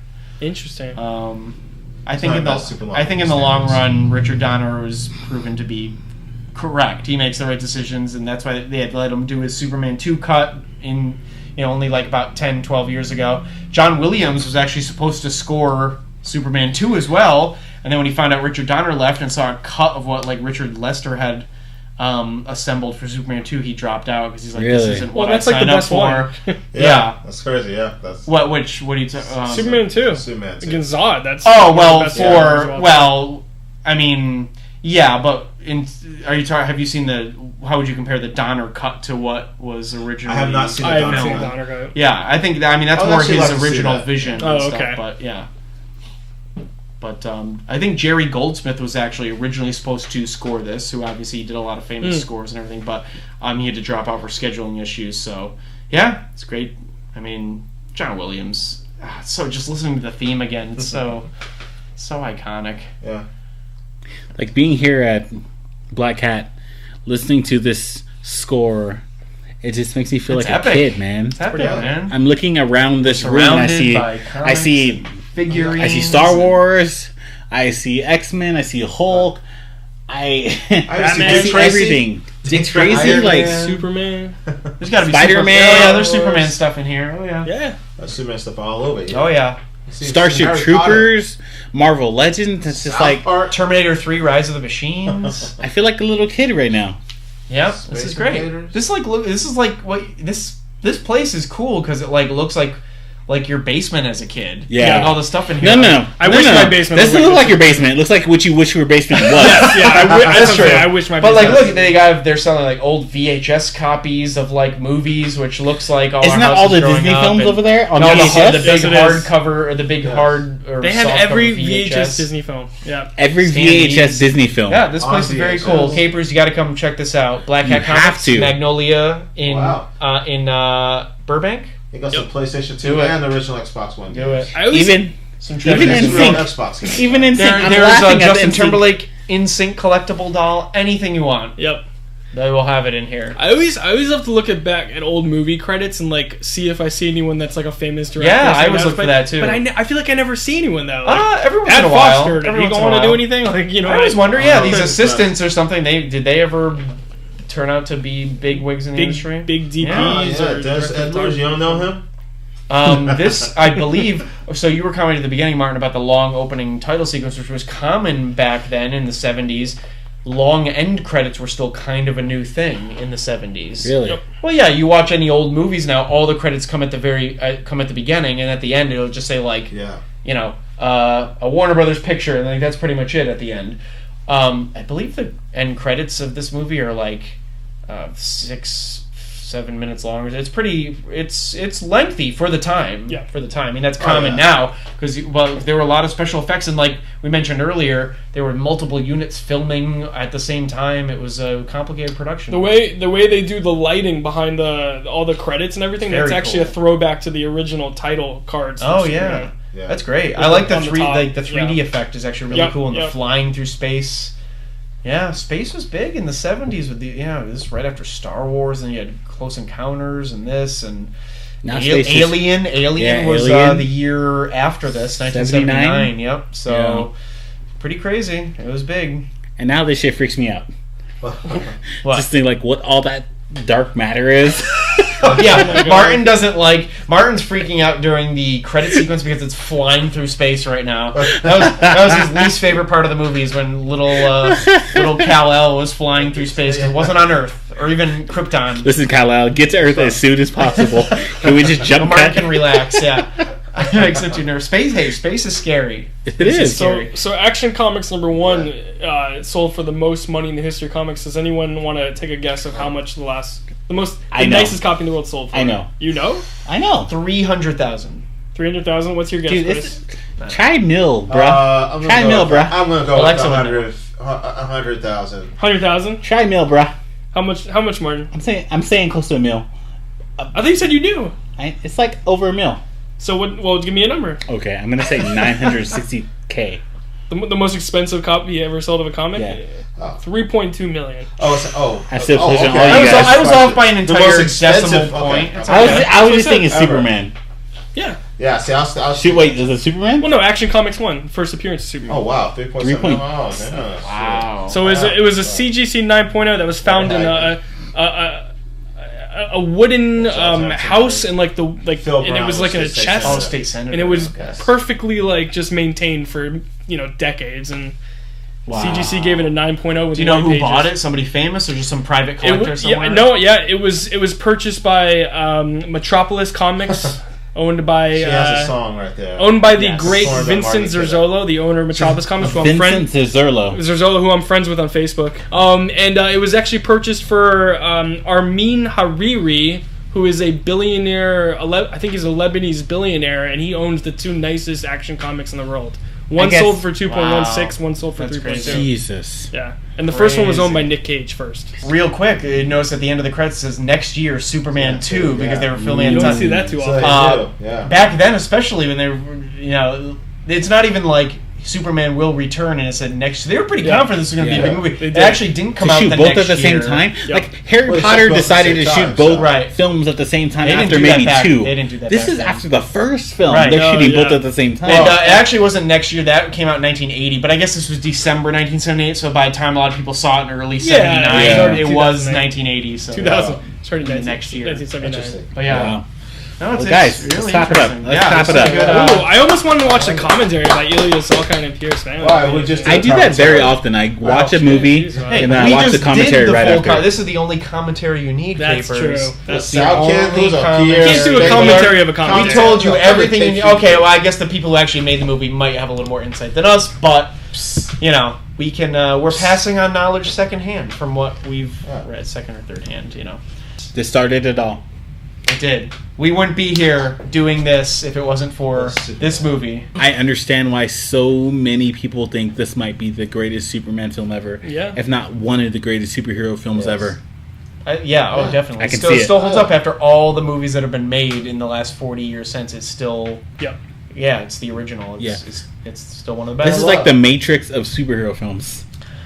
Sure. This is like the Man of Steel of superhero films. Sure. Sure. After Earth. Sure. Yeah. No. I said, all right, guys. Well, please comment and like and subscribe and all those fun things, and let us know what you thought about this commentary, and also just talk to us. Follow Black Cat Comics. Yes. I'm assuming they have some pages online that you can follow, and we'll tag them in this, I'm sure. Yep, they're Caper of the Week. Come visit if you're near Burbank. Beautiful downtown Burbank. Right? Yeah. All right, until next time, Capers. Capers out. Capers out.